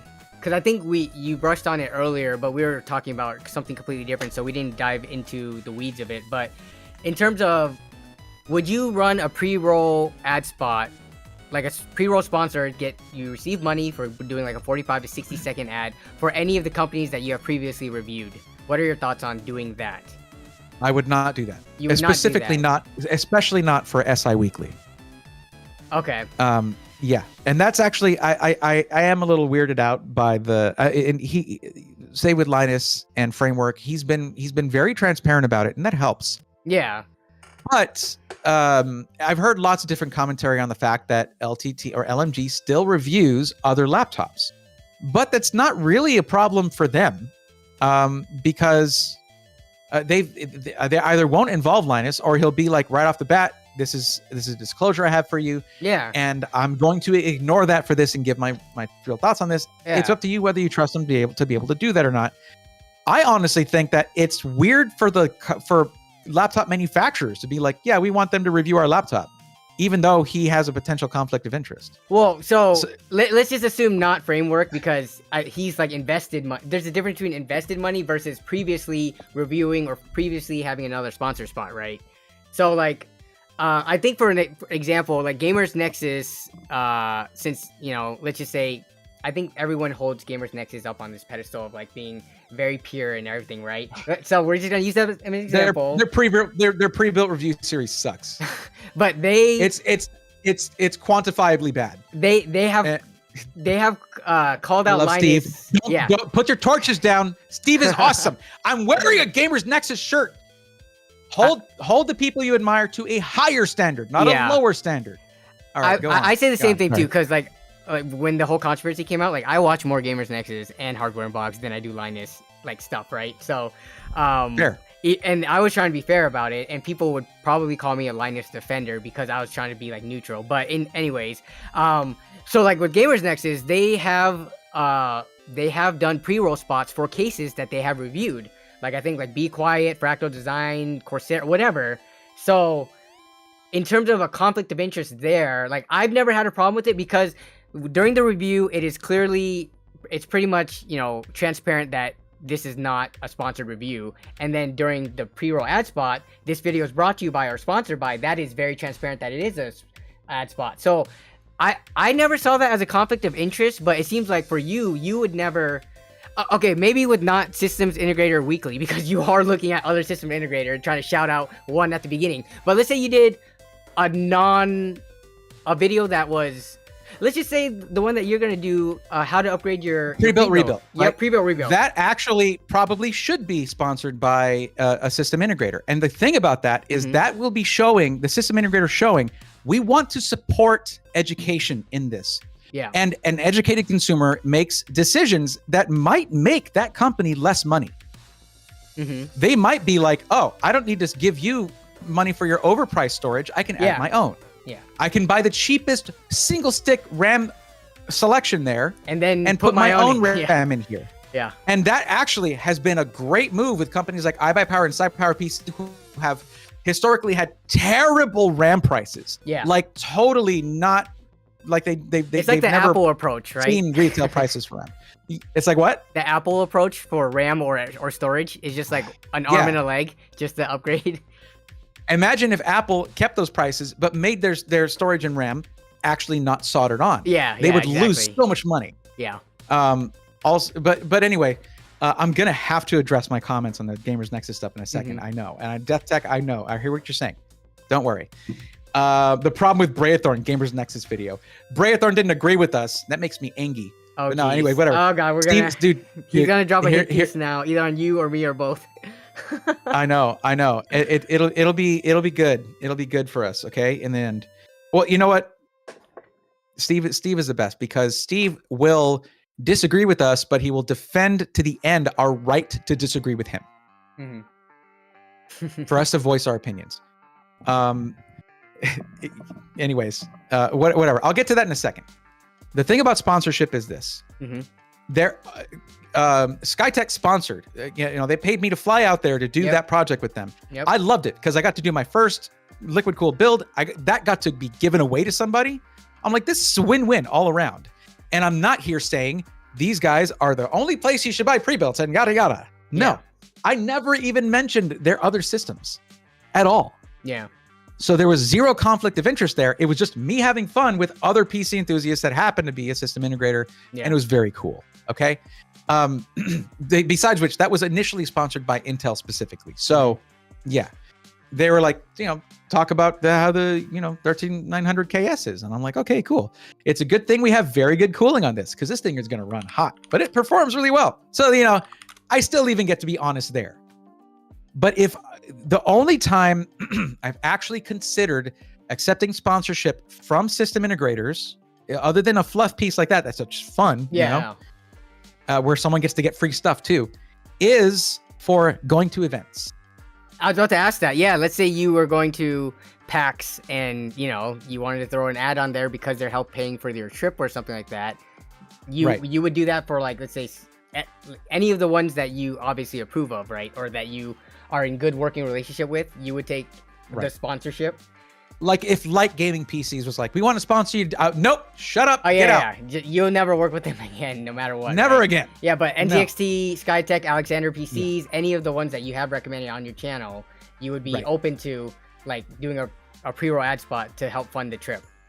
It's going, when I did my PAX East video, that was just a fun video. They didn't even tell me what to do specifically. Yeah. Because Intel, Bento and Intel Gaming and all that, they sponsored me to go to PAX East. Mm-hmm. And they were like, we'd also like to, we want you to go up and do the stage thing, maybe be in a little bit of our content here, but also we'd like you to make a video. Yeah. And I was the only content creator where they wanted me to make a video. I don't know why. My travel content never does well. So all I did was, I was like, I'm going to bug every system integrator here at PAX. It's going to be great. Yeah. But at the beginning, I'm like, thank you, Intel, for sending me out here. Let's check out PAX. Like, that's all I had to do. So if it's a system integrator, the main thing they're going to want me to do is look at their booth, what I'm going to do anyway. Mm-hmm. Okay. The difference is that video is going to be like, this is sponsored by Power or whatever. Yeah. Right. Or whoever. Let's check out their booth here at PAX East. Something that I probably would have done anyway. And I'm just going to be like, they have this, here are its features. They have that, here are its features. Thanks again, Power Hype, for sponsoring this video and my trip out here. Done. Minimal opinions, just having a good time with it. Nothing wrong with that. So it took me actually a while to come to the conclusion that I would accept anything beyond what I found was ethical with, oh, what do you got here? Well, okay, so I was just trying to find examples of like, because you do so much System Integrator Weekly or looking at other system integrators, like specifically and deep diving into them, I understand the conflict of interest of throwing like just a whatever pre-roll ad for them. But let's say a video like this, right? This isn't tied to any specific system integrator. You're not reviewing. You're just going over, common misconceptions. You're reading through people's comments and you're answering it. So for something like this, would you be okay with throwing on, let's just say, Skytech, a pre-roll ad for them and they pay you, whatever your sponsorship rate is, throwing it on this, would that be considered a conflict of interest or not? I wouldn't think so, but I was just curious to hear your The thing thoughts. about it is System Integrators Weekly, episode 90. And for that reason, I'm just going to steer clear. Oh, okay. Wow. So even though I would think a majority of people would say that, you're right. It is a System Integrator Weekly, even though you are just talking about, it looks like in general, for the most part. It's talking head. It's talking head, but show me in the audience, though. Show me in the audience, wherever I'm the heckler, because I had a lot of fun with that, dude. Like, I want to make funnier content. I want to make funny content. It's just PCs, there's limited humor in computer stuff. But and I could probably afford it for myself. There you go. Okay. Well, there's some of it. But here was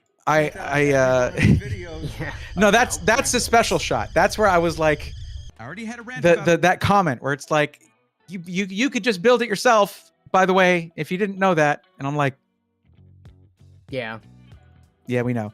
That's a literal comment I got. Just, you want me to read this out loud? Yeah, sure. I'm wondering if you built it yourself and it doesn't take long to put a PC together and it is so much more appealing when it is built by yours faithfully. Plus, if you build it yourself, anything that goes wrong, you is able to fix it yourself. That is the main reason I would prefer to build my own PC, because things go wrong, I am able to fix it, or it makes it easier. I understand people will be scared to build a PC, but it's not actually hard. The hardest part is putting the Windows on it, lol. So yeah, pre-builts can come in handy, and that was fair to say, by the way. Not going to lie there, but if you put this platform together yourself with the right parts, you'll be able to put an i7, 13, very specific here. Yeah. 13700K, nice GPU. Still though, he just had to, if you got the money and not got the time, their pre-built can come in handy. Thank you for that. Still, I would prefer to put a PC together. I was tearing my non-existent hair out by the end of reading this. If you go forward a couple seconds, you'll see my response, because I was scrolling it up like Star Wars or something. Oh, there it is. Okay, see. Can I get to it yes, without it but cutting have off? you considered building it yourself? I'm like, a troll response for a troll comment. Yeah. Like, that's the thing is, it's not that was a mean comment. It's It not wasn't. mean-spirited. They actually came back at you and was like, I see where you're coming from, but this is what I think. But, you know, you're still right, but I would still build it myself. But you're not wrong. It's kind of like one of those. It's like, but like, it's basically saying like, yeah, I guess some people can settle for pre-built. You know, it's okay, but it's better if you, no, it's just another option. Yeah, it's not necessarily better. It's subjectively better in your point of view. Yeah. And it's completely dismissive for people who are finally finding, like, because, you know, there's been a lot of channels out there where it's pretty alienating. Oh, yeah. A lot Like, of channels, like, bash it. Yeah, for sure. And like channels like yours, you're totally cool with pre-builts. Roby's totally cool with pre-builts. There are other channels, but I'm like, my difference is that I focus on that. I make it to where this is the channel for pre-builts, right? Yep. Even though I'm a DIY nut and I love DIY stuff, I'm like, no, that makes me a good candidate for this. It means that I know what a good build is, right? Yeah. And I know what good specs are, right? Mm-hmm. So let's apply that here. So people still think that they see content, any content they see for pre-built buyers, they just have to be like, did you know? You probably didn't know. You can build it yourself. Or I wouldn't buy a pre-built. Like, here, okay, sure. Here, let me find you a cookie. Here's a cookie. Here you go. But you stop dismissing people who just want to have their own space here on YouTube. So that was just me being frustrated. Yeah.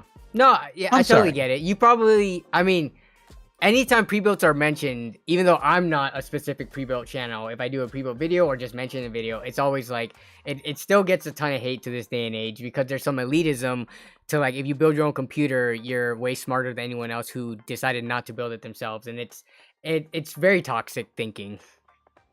It's what it comes back, and it comes back to the thing you and I completely agree on, and that you brought up, that most people who are there making those comments, their first PC was a pre-built, and they completely forgot about that somehow. Yeah. And then they're just like, oh yeah, you want your first pre-built? You're stupid and dumb, and you should take your money dollars elsewhere and buy parts and build it yourself. Yeah. Not like I did. I had a pre-built to start with. Like, where does this mentality even come from? Yeah. Why is it such a big deal to certain people that nobody buys pre-builts when like 70% of people are going to buy pre-built, no matter how you're just building up your own frustration, man. Just help them instead. Be helpful instead of whatever that's supposed to be. I don't know. How you doing on time, by the way? Oh, I'm good, dude. I will talk forever. I'm pretty good to go for probably another 30 minutes or so.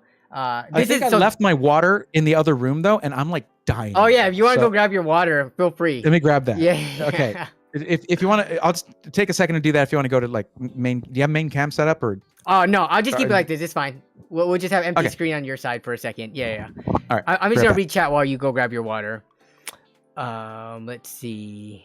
It's a real problem whenever I suggest a pre-built for someone. So you guys, I was drinking Wendy's. This is their pomegranate blueberry. So the person that came over for me to help fix his PC, that I replaced his AIO with a $20 Amazon Thermalright cooler, he took me out to lunch. So we got Wendy's. I had the spicy ranch chicken sandwich thing that they had.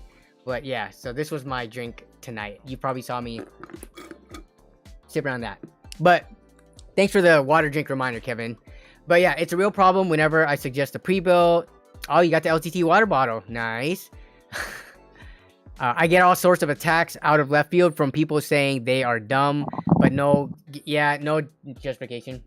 I mean, I think, I don't know. We'll have to see. We need more people like Braethorn out there covering pre-builts in a positive light. I mean, anytime I do cover pre-builts, I generally have positive things to say about it as a whole, regardless of the SI, and like the reasons why pre-builts are really essential to our community. But I don't know. Hopefully that mindset can change over time. It is very much an elitist mentality. Yeah, for sure. Yeah, it's a gatekeeping mentality. It's hey, you can't join my hobby unless you do it the way I did or didn't do, but I wish I'd done. Yeah. Or whatever. Exactly. Yeah. I'm back, by the way. Sorry. Yeah, no worries. I was just gonna go through some of the comments. I think, okay, so actually, let's take a quick break and talk about something that's kind of memeing, but Death Tech, I'm not sure if you're still there, but he wanted, have you seen this? Yeah, I saw a tweet about it just Was before it? stream. Oh, 5 hours ago. So this is very recent. Someone cooked here. Yeah. It's funny because someone was asking, hey, when are you going to review gaming laptops? Yeah, I saw that one from And Prebuilts as well, yeah. One of my first ones is actually going to be probably a Razer laptop because of my talk with them at LTX. Okay, so let me bring that comment up. Regarding shaving, so unfortunately for me, I mean, I have the Asian genetics to help me look like a young boy for the rest of my life, probably. But those Asian genetics also comes with not being super hairy. So in terms of like the use of razor, I mean, I don't really need to shave. I get the little, stubbles here and there, and I just do a quick electric razor. But I've never had to shave with like a, traditional razor in my entire life. So yeah. Look, listen, man, I was going to talk to you about this, but I was just going to say, you need to work on those aerodynamics, bro. You're being inefficient, dude. That's not how we roll. Haircuts so I just got a haircut. It costs like a non-zero amount of dollars. But if I lose like enough hair to one day where I need to shave my head, I would totally do that to save $30 a month or whatever a haircut costs these days. Yeah, I mean, it is still high maintenance. You still, for me, because it wants to grow out. Short. Yeah. It wants to. I'm like, no. Look, the bald with the beard is a look, all right, and I'm gonna rock it as long it's fine. But yeah, I mean, it's one of those things. Like, what is it when Brett shaved his head for the what is it, Cannonball for the Cure? I'm like, that's awesome, dude. Yeah, brothers. And then he grew it back immediately. I'm like, come on. Yeah. But yeah, there's a few of us out there. There's a few of us out there in the tech world. Talking about the shaved head, I did need to bring this up. I'm not sure if you saw this. This is I think this is a Chinese swimmer who with no limbs, right? So the way he swims is so crazy because of the like the aerodynamics of his head. He just gets this like laminar flow over his head right there. Boom. See that? Look at everybody else's head and look at his. It just smooth flow over it. And when he hits the thing to finish, he has to bump his head against it. Look at that. Bam. Oh. But speaking of shaved heads, that's what it made me think of. I don't know how to feel right now. That was kind of amazing to watch. It was. Yeah. He swims. What athleticism! He swims as fast as people with arms and legs, which is crazy. But yeah. Yeah, that's astonishing. Holy crap! But this, I mean, respect. Yeah. I'm sorry. Go ahead. Yeah. So this is just for the memes, and then I guess let's look at the next topic, which PikaWubs asked. So, Mr. Braethorn, are you gonna review the forbidden pre-built type? Dun dun dun. Gaming laptops. Gaming laptop. Have you done any laptop reviews, by the way? So, I was going to review one with Intel, and the thing is, I had actually issues enough with the laptop that interrupted the review where it wouldn't be helpful. Like, it wouldn't be helpful because it's like, this is going to be such a rare thing. No one would probably run into this problem. So, and because I didn't have any SOP for laptop reviews, I didn't really know where to go from there. And they haven't. It was from Intel. They never mentioned it again. They don't seem to care. But it's an MSI thing, and they're bloatwares. whatever is the Gaming worst. Center, MSI Gaming Center. Oh God, it's so bad. But so basically, I need to work with them on that, and I want to come back with it as a review of like, you know what? Okay, now this thing is a lot cheaper. Is it worth it? And I'm working with MSI. I'm going to be working with MSI. I need to contact them about it. I'm going to work with them to get the issues resolved, which is part of the story too, right? How is the support on that? So that's been a thing. But also, I've always thought that the Razer Blade laptops were crazy. Like back in the day, do you remember the first one that came out where it had the screen for the numpad and it was like, holy crap, that's amazing. I remember when the first one came out, and I was really fascinated by it. They've made some okay ones or not so great ones, and the ones they have now look pretty amazing. So I might be reviewing one of those. Okay, as so a modern day Razer Blade, yeah. But what I wanted to do was a 16-inch framework laptop. I thought that would be pretty cool. That, or I talked to Asus about trying to do a ROG Ally with an eGPU as an option.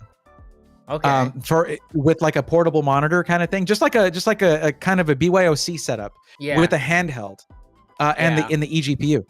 The problem there, and this is a real thing, like I don't begrudge marketing people what their bosses tell them to do and not to do. Yeah. It's just a job, right? But the more affordable eGPUs are the 6000 series Radeon ones, right? They're actually accessible, but that's a 2022 product. And the higher ups want marketing to focus on 2023 products, meaning the laptop 4090 version of the eGPU, which is not accessible for most people. Yeah. And it takes it out of the price range for most laptops. So it's like, that's not going to happen. So I've been trying to get into portable computing in unique ways, different ways, but I really just need to start reviewing laptops. I need to get that SOP. I need to get, I'm used to how I review desktops, not laptops. I need to get into it, basically. Yeah, it's probably gonna take a few videos too to get down like the way that you want to present it and test it and do all that stuff. So yeah. Death Tech says, I think Framework is overhyped. Really cool concept, but by the time the first 16-inch units ship, they're going to be last gen parts. Yeah. But that's the point of Framework, is that you will be able to upgrade the entire system, the whole platform. You just get a new motherboard. Yeah. So you have to replace almost everything. Yeah. Maybe you can carry the RAM over and storage, and obviously like the power and the frame. The panel, the panel. I mean, we're talking about a lot of stuff that does take up a lot of the cost of a laptop. The whole everything else. It's just it's gonna come down to how much, because right now everything's being packaged right with the Framework laptop. Like it is a part of the package. The motherboard, CPU, graphics card. My question is, how expensive are those replacement individual parts going to be? Especially the core components, right? We're talking CPU, GPU, and then motherboard tied to CPU for the most part, unless it's shares a common socket, but it might not be. So how much is it going to be for an individual Framework compatible, graphics, GPU? Here's a question. I'm gonna answer your question with a question. Was it Cooler Master that made the enclosure for any previous gen motherboard CPU Framework? The enclosure? Like, so if you upgraded and you had your old one, they made an enclosure where you could put that one to have like an home theater PC kind of thing. I thought that was pretty cool. Chat, could you help us out? Because I off the top of my head, I can't recall. There's a Framework aftermarket that turned into a mini PC. I saw someone take a Framework laptop and mount it into a custom keyboard. That was sick. Okay, let me take a look. Let me pull that up real So, quick. The possibilities are kind of endless when it comes to what Framework is doing. So it's, to me, it's not Framework that should be necessary. I mean, of course, what they're doing is really important, but I don't think it's overhyped specifically because of the aftermarket and possibilities like 3D printing and home manufacturing. The possibilities are endless. So I think, and plus they are working to make, they already tried to make it easy to upgrade and all of that. They listened to comments on where certain pinch points were for cables. They improved that for the 16-inch model. Products can be overhyped, but when a company has the right mindset, there is no level of hype that is high enough, in my opinion. That is always refreshing to see in this really, really tired market. We're tired. Like consumers are tired of the way that a lot of the mindsets are. A lot of the bigger companies.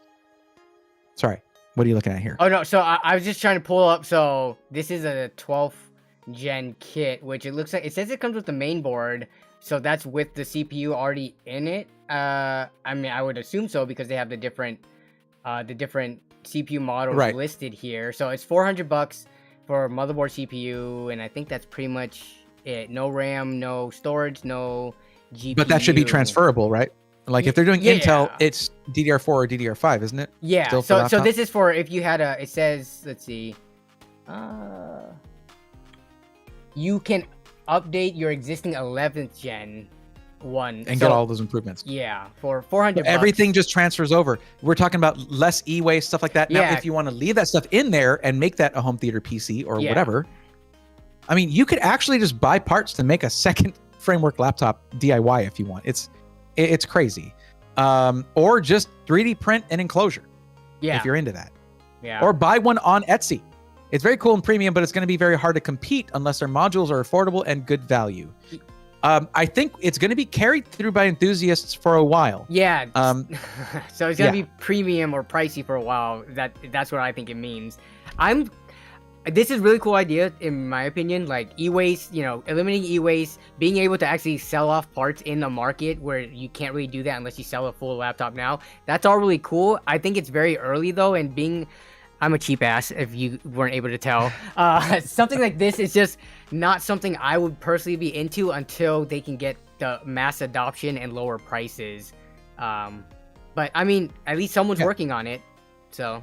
And honestly, they have started a movement in the industry where you're starting to see other companies not doing it as thoroughly as Framework is, but they're like, us too. Look at us.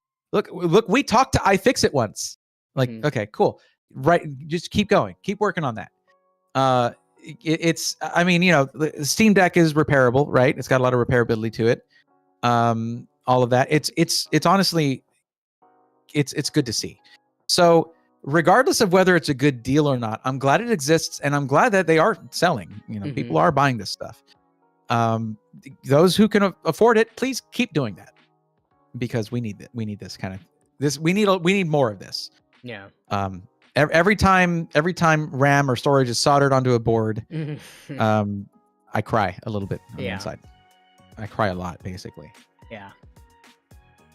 I don't know who remembers when iPower once had laptop shells you could buy. That was a particular model, right? Where you could change the aesthetic.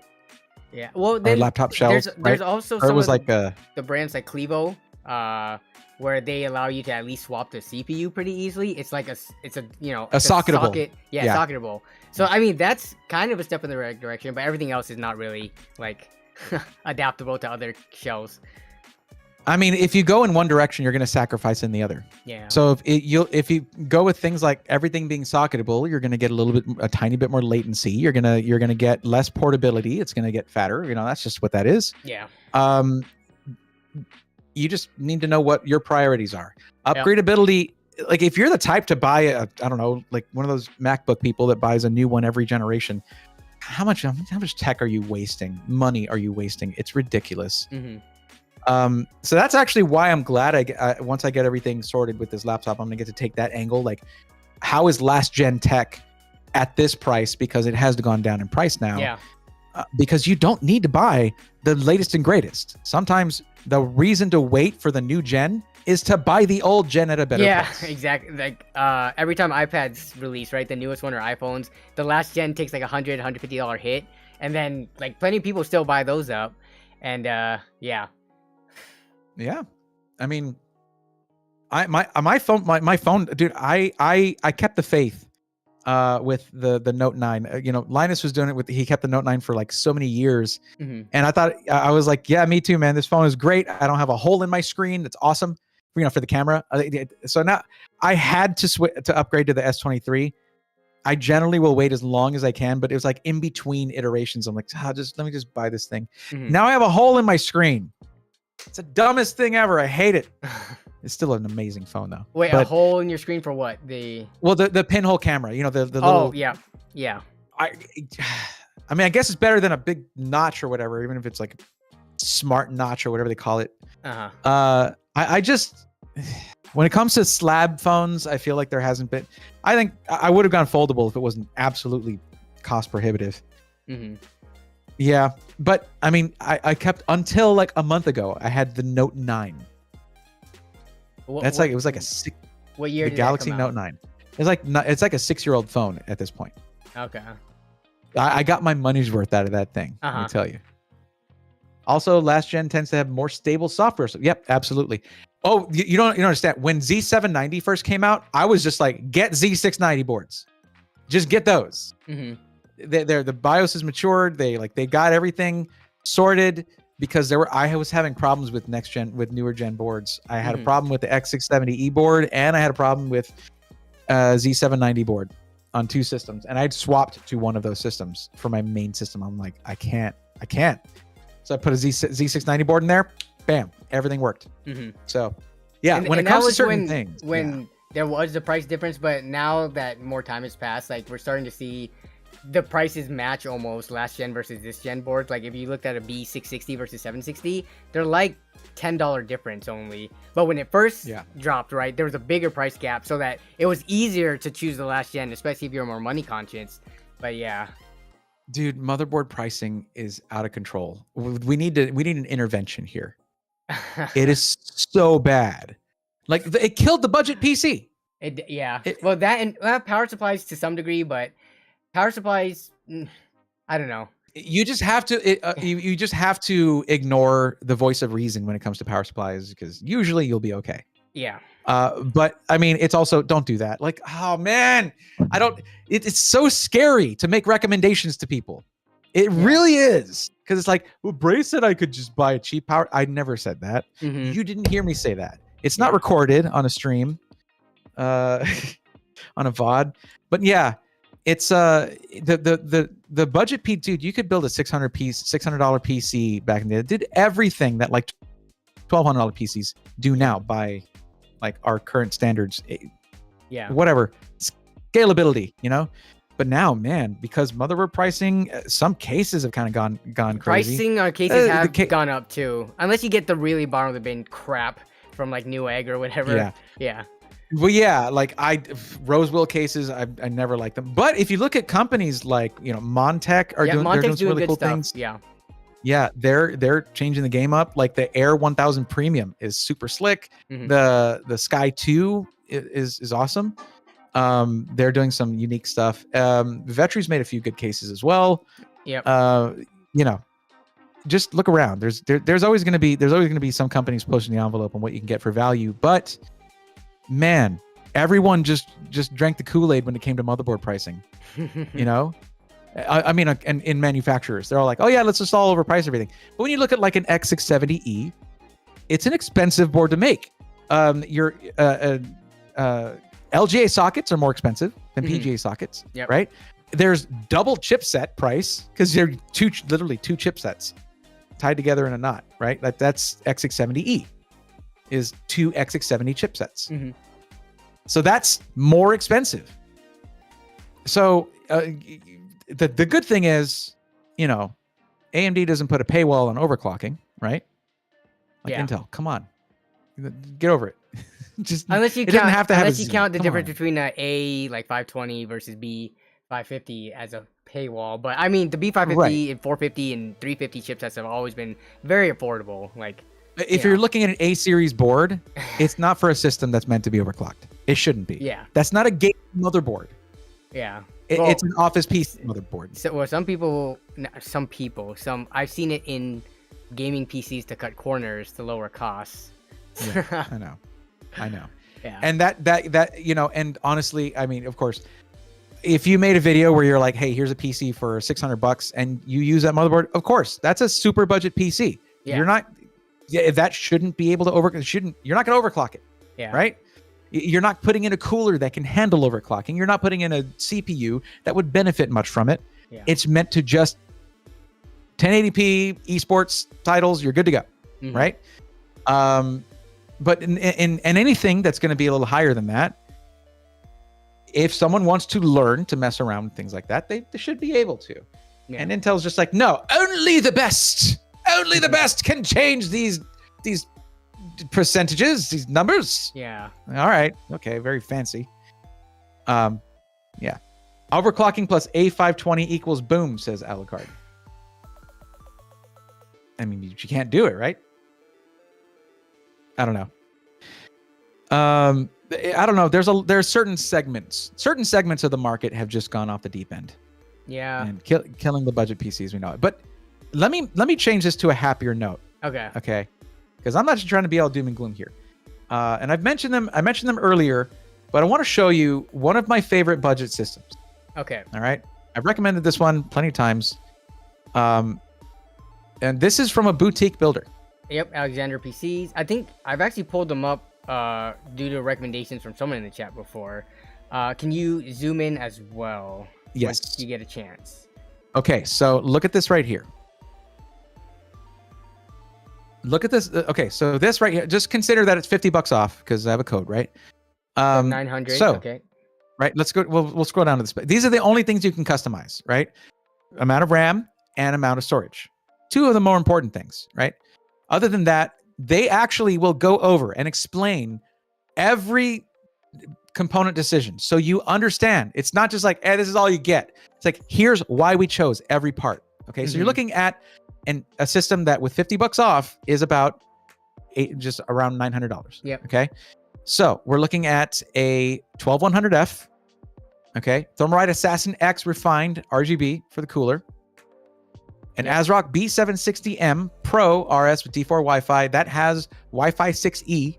Okay. An RX 6600. Yeah. Would it be anything else at this price point? It's a great card for the price. 16 gigs or 32 gigs of DDR4 3600 CL16. Yep. That is not even the standard 3600. Yeah. That's usually CL18. Yeah. Yep. And it's RGB. Like, this is not the cheapest DDR4 they could get their hands on. 1 or 2 terabyte Kingston NV2, which is a PCIe Gen 4 drive. Right? Yeah. Windows 11 Pro included in the price. 500 watt 80 plus bronze power supply. Yeah. Plenty for the RX 6600. In a deep cool CH370 case. And they include sleeved cable extensions. For Plus, $900, yeah. For $900 with a lifetime warranty. And a company that will do everything in their power to ensure that it is exactly what it sounds like. Unless you throw a brick at your PC or you do something negligent, then of course you void your warranty. Don't just destroy your PC and say like, you said it's forever. Yeah. Do you know how long they've been around, Alexander PCs? 2 or 3 years now. Okay. So were they one of the ones that came up, due to the pandemic saw a lot of people going starting up SIs. Right. Okay. And the ones that were, there were some that grew really fast. Alexander PCs was a little bit more niche, more boutique. Okay. I have to say, I kind of was an influence. I feel bad because you have to imagine they don't make much on the system at all. Yeah. They don't. You can't. Especially when, hey, here's $50 off with a code, already. Off of a $950 system, that's significant. So, and they tell you right here, fully assembled with Windows install activated and fully updated, memory overclocked, so it's got your XMP on there, BIOS and drivers updated and optimized, ready to unbox, plug in, install your games and play. So there is a promise there. That it's not going to be something that's already been. That's why it says pre-configured models ordered placed today will ship on the 12th of September. It's not a ready-to-ship system that's been sitting on the shelf for 6 months, and it needs updates immediately out of the box. And you get to choose the color of your cables there, which is actually a big step towards the aesthetics of a system. I mean, dude, this is ridiculous for something with a lifetime warranty. There's no charge to get a 2-year or 3-year warranty or whatever with this. Yeah. So, this right here, and knowing the company and the way that it's pretty much, dude, there's no other company in the SI testimonials channel that I have on the Discord that has 100% good reviews. These guys do. It is almost impossible to feel secure when making product recommendations.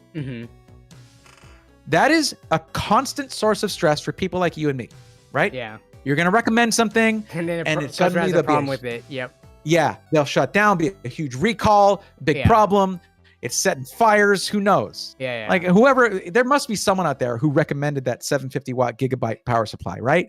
There has to be somebody who got paid to do that review and is like, oh God, having a conflict of conscience, crisis of conscience there. Hopefully, anyway, if they did that. But it's 100% positive in the SI testimonials with pictures, with everything, even when there's issues, which is actually the more helpful things. So I'm not showing this to promote a system integrator specifically, or tell you guys you need to buy this, right? This might not be right for you, but it's more like, guys, this can be a really intimidating job that we chose, that me and Danny chose here. Yeah. Your hard-earned money is something that it can be pretty hard to come. We're in a recession right now. It's even more like pressure on us when it comes to making recommendations. But when it's something that I can actually say, like, I feel confident that these guys will take care of you after the fact, because we get all wrapped up in how much am I getting for my dollars, right? Could you get possibly some slightly higher specs in this from like iBuyPower? Probably. Yeah. But you don't get the boutique experience from iBuyPower. Yeah. This is a budget PC from a boutique SI. That is crazy to say. Yeah. You know what I mean? Yeah, you know what I mean? They don't typically do these because they don't make enough profit margins to bother, right? Yeah. Right. Yeah. But in talking with TJ, he was like, you know what? No, this makes sense, because one of the reasons I did this was to get quality PCs into people's hands and make sure they're support after the fact, because I love, they just love what they do. The guy, you talk with him, just be prepared for a long phone call. He's like me, when it's both of us, we just never stop. But he's like, you know what? This is worth it for us, because, and it was I've had the message for a while of like, guys, just because you're selling a budget system, that doesn't mean you shouldn't put everything into it that a $5,000 system gets. Yeah. That's why I put just the same amount of work into a montage for an $1,100 system that I do for a $6,000 system, because everybody, no matter what your budget, should feel like I could get something cool like that, like that's in that montage, right? That was a decision I made a long time ago. I'm like, I'm putting just as much work into this one. I don't care what it costs. I don't care what how much money goes into it or whatever. Everyone should feel that cool. Everyone should have that feeling, So that's the same mentality that's here. And of course, I want that to proliferate. I want that to be like, there should be more of this. So positive reinforcement all around. Yeah. You can't call that bias. It's just, I want to see more of that kind of thing. I want to draw attention to it because it's good for consumers. If we promote this kind of mindset at even, the higher end SIs that don't deign to do budget PCs. Yeah. So that's it. If you see Alexander PCs a lot in my SI week, it's because I can make those recommendations confidently, and I want to see more SIs take this route. So sue me. It's good for y'all. It's good for everybody. Anyway, was there something that you wanted to do with the time? Because I just took over the stream right there, didn't I? Oh no, you're fine. There's plenty of other moments in the stream where I was going off on things too, but I think so. We were answering a question. Actually, how did we get to that topic?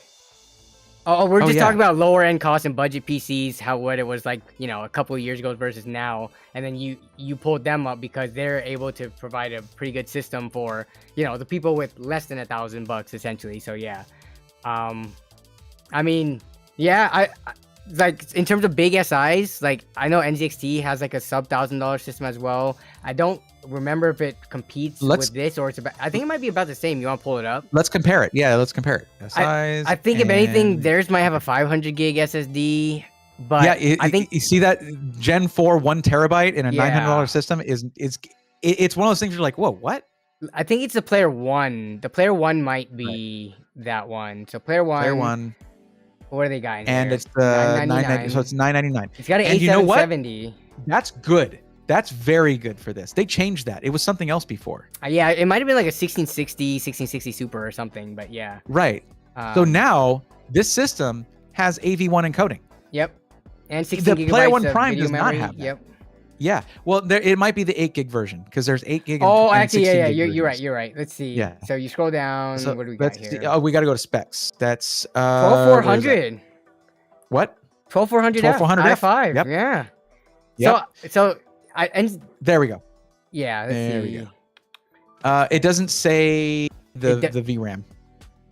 Intel Arc one. Okay. Well, did they? If it's the Intel limited edition, I wonder if you emailed or like if a customer emailed them, they would tell them. But I think all the LE cards, the limited edition ones, were 16. They stopped right? making those. Yeah, they stopped making those. So it would be like the ASRock 8 gigabyte model. It would have to be the or something else. ASRock Yeah. Predator Yeah. or the Asus Predator one or the ASRock one. Mhm. Yeah. But I mean, Or whichever. let's take a look at that SSD because I can almost guarantee it's my face is blocking it on the screen right now, but I can almost Okay. guarantee it's Storage. 500 gig. So it's a trade-off, right? Because you do get the i5, but then you don't get the 1 terabyte, and then you have a different graphics card. So just overall, though, looking at this system, what are your thoughts on it for the for the price from a big SI of all things? Before they changed to the A770, I would have said it's no contest. That I prefer, even though on the Exilia, you're looking at a 12100F. If it's a strictly gaming PC, it's not going to be a big difference between the 12400F and the 12100F. Mm-hmm.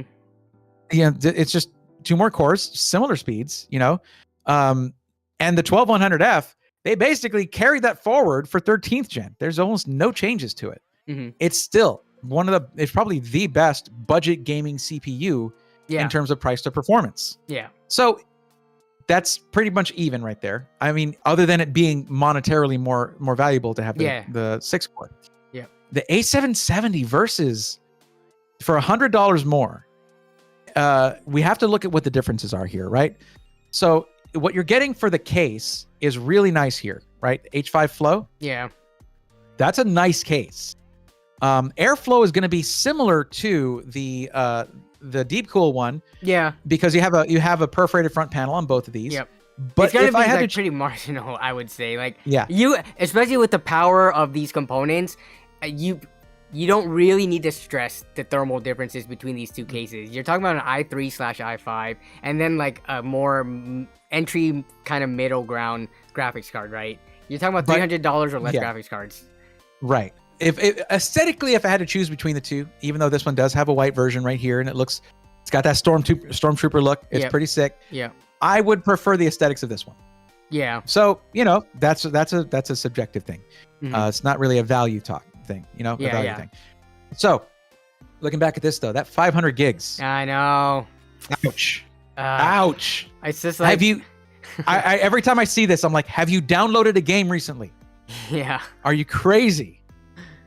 Now, that plenty of people will be out there like, I could just put in another one, but there's plenty more people who don't want to. They just want a game. They just want to unbox and go. Yeah. And with this, yeah. Oh, there's got to be a typo on this page. I'm just seeing it right now. Ah, come on. I need a message, where? Andy. You look at the power supply. Okay. Wait. I might actually. Let me see. Where is it? On the right side, power supply. So scroll up a little bit. There Oh, it is. power. SFX 650 watt gold. 650 That watt doesn't seem SFX right. 80 plus gold. Well, first of all, SFX. There's no way Yeah. they're putting an SFX in a mid tower. I've actually seen that because most SFX power supplies will come with a bracket. Yeah, but So you maybe- think NZXT is actually doing that? Because they're putting in, because SFX 650s, those are like $100 to $120 versus an equivalent ATX power supply for like guess 60 what? or 70. Guess what? I have an Auxilia that I got for review. Uh-huh. It came with a Seasonic SFX power supply with the bracket. Really? From Alexander PCs, yeah. Alexander PC, scroll down on this one because I didn't notice the power supply. Well, it says, what does it say here? For PSU, power supply unit, 500 watt, 80 plus bronze. 80 plus bronze, right? It doesn't specify that I it was assume SFX. ATX. It's weird to me why they would I would also assume that. not I wasn't cut expecting corners. it. Yeah. I'll go get it right now. I'll show you. It was crazy. I was like, That's what? so strange to me because they could either have saved themselves that, 30, 40, $50 or have saved the customer that much money using an ATX in a case that takes ATX just fine. So I'm actually wondering because I did these reviews really close to each other. Was it the NZXT one that had that? No. It could have been. Alucard is saying that, hey, NZXT has done that in other videos. So They've have used SFX. they have used SFX. So that's, to me, that doesn't make sense. But I'm guessing, I mean, maybe that's something that they do for like their H1 systems. Don't those come with power supplies? Maybe they just have a ton of them, dude. maybe, but for a sub $1,000 system, that just, to me, it screams like you could have saved yourself or the customer money just going with the ATX. But okay, so Let's get back to it. maybe that might not be wrong. But aside It's from worth that, asking. It's worth asking. but- He'll be happy to hear from you either way. yeah, for sure. That's just Andy. Okay, so let's see here. A770, 16 gigs, 3200, so it's slower. Slower Yeah, RAM. because this is probably CL16, so 10 nanosecond. Yeah. The typical. So yeah. And here's the thing, guys. There's nothing you can do to make a consumer get suspicious faster than saying lifetime warranty, right? I get that. Yep. But either way, it's at least going to be longer than 2 years. So yeah, it's that's one of those things where it's like, that's lifetime warranty is very nebulous. You have to go read the fine print. Yeah. You got nothing to hide there. Go read the fine print. Don't let me tell you about it. Go read about it, and also talk to people. Look up in the Discord where people have reported back when they've had issues, things like that. Yeah. I'm fairly confident with that. So, but yeah, I don't know, man. I think there's some caveats here. This is pretty awesome. I believe the A770 will beat the RX 6600 for sure. So you're probably going to get some better gaming performance out of this in certain circumstances, and you'll in most circumstances, I think. That change was significant going to this. I would actually recommend this probably over, the 3060 Ti for another $200. These are compelling, dude. These are very compelling. Not gonna lie. Yeah. Play One Prime has 12400 This one has F. the 1 Same. terabyte there, and an SFX again. Wait, Man. why does it say 4060 Ti? It said 3060 Ti in the previous page. Oh, that That's makes it even better. I mean, they're Regardless pretty of how close much in hate it performance. got, regardless of how much hate the 4060 Ti got, Right. given you that still get NV1, you still get their newer, yeah. you still get DLSS 3.0, you still get all that stuff. Like, there is that to consider.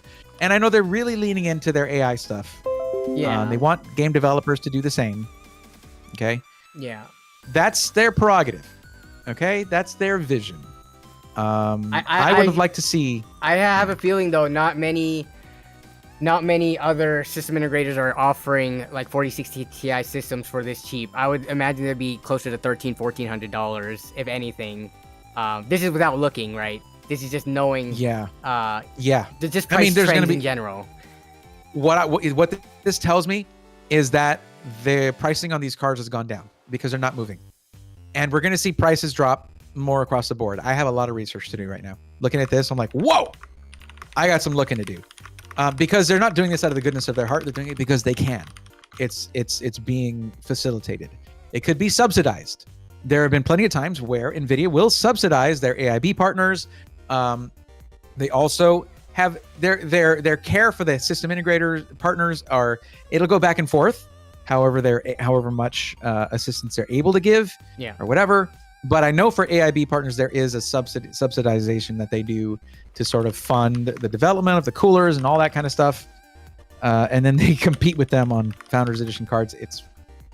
NVIDIA's just weird, man. They're weird. Yeah. Yeah. Yeah. Oh well. Anyways, whatever. Don't let me just speculate here. I'm being very vague, and I apologize for that. Let me actually move because I haven't been able to see you for a while. Let me move my my screen here over to the side. So then let me switch this back to here. Oh yeah. Okay. That is Oh, 1 second. You're and cutting out. I'm gonna have to take a whole new look. Okay. Okay. Now, what was that? Because you're sounding robotic for a second there, but. What were we I don't saying? know why. I'm saying that's eye-opening, dude. That whole thing with the 4060 Ti was a very big surprise. Yeah. It has to be companies are just making so many like quick changes, and it's just like anytime I pull up a pre-built, it's just always like different configurations. Sometimes it's like a nice surprise. Sometimes they're like, oh geez, they need to like get their act together and get updated. But yeah, I don't know. In YouTube, can you see a list of users in chat? Because like, is Andy in here? Is he just messing with us? He is not. I don't believe he is. I did Okay. ping him on Discord, and he said, yeah, he thinks it's real because he says we have been using them in BLDs. So yeah, it might just be they have like a lot, you know, just on It hand. must be that it was in the NZXT one that I saw the SFX power supply in, because I reviewed those like a week apart from each other. I did the streams anyway, like a week apart from each other. So that's probably what happened. But yeah, I think this is a new thing because they haven't corrected this yet. So this probably just happened, like recently, a couple days ago, a week ago, something like that, to where they haven't done the housekeeping to update this right here. This, if they put 4060 Ti here, that would be very beneficial to them, because then you have it right there. It'll be like, whoa, $200 more? Heck yes, that's a powerful upsell. Yeah. Because people see that 40 and they're like, well, I heard this and that about it, but you know what? That's not much money. I'm going to go ahead and get that. So, yeah, I mean, that Jensen guy, he wears a leather jacket. He must know what he's talking about. Yeah, I don't know, man. That just tells me that it's a recent thing. Anyways, I bet Power PC assembler job is on LinkedIn. Apparently pays California minimum wage. I mean, I imagine you might start at that. I don't know what California minimum wage is. I have a feeling around $15 if it's anything like Seattle.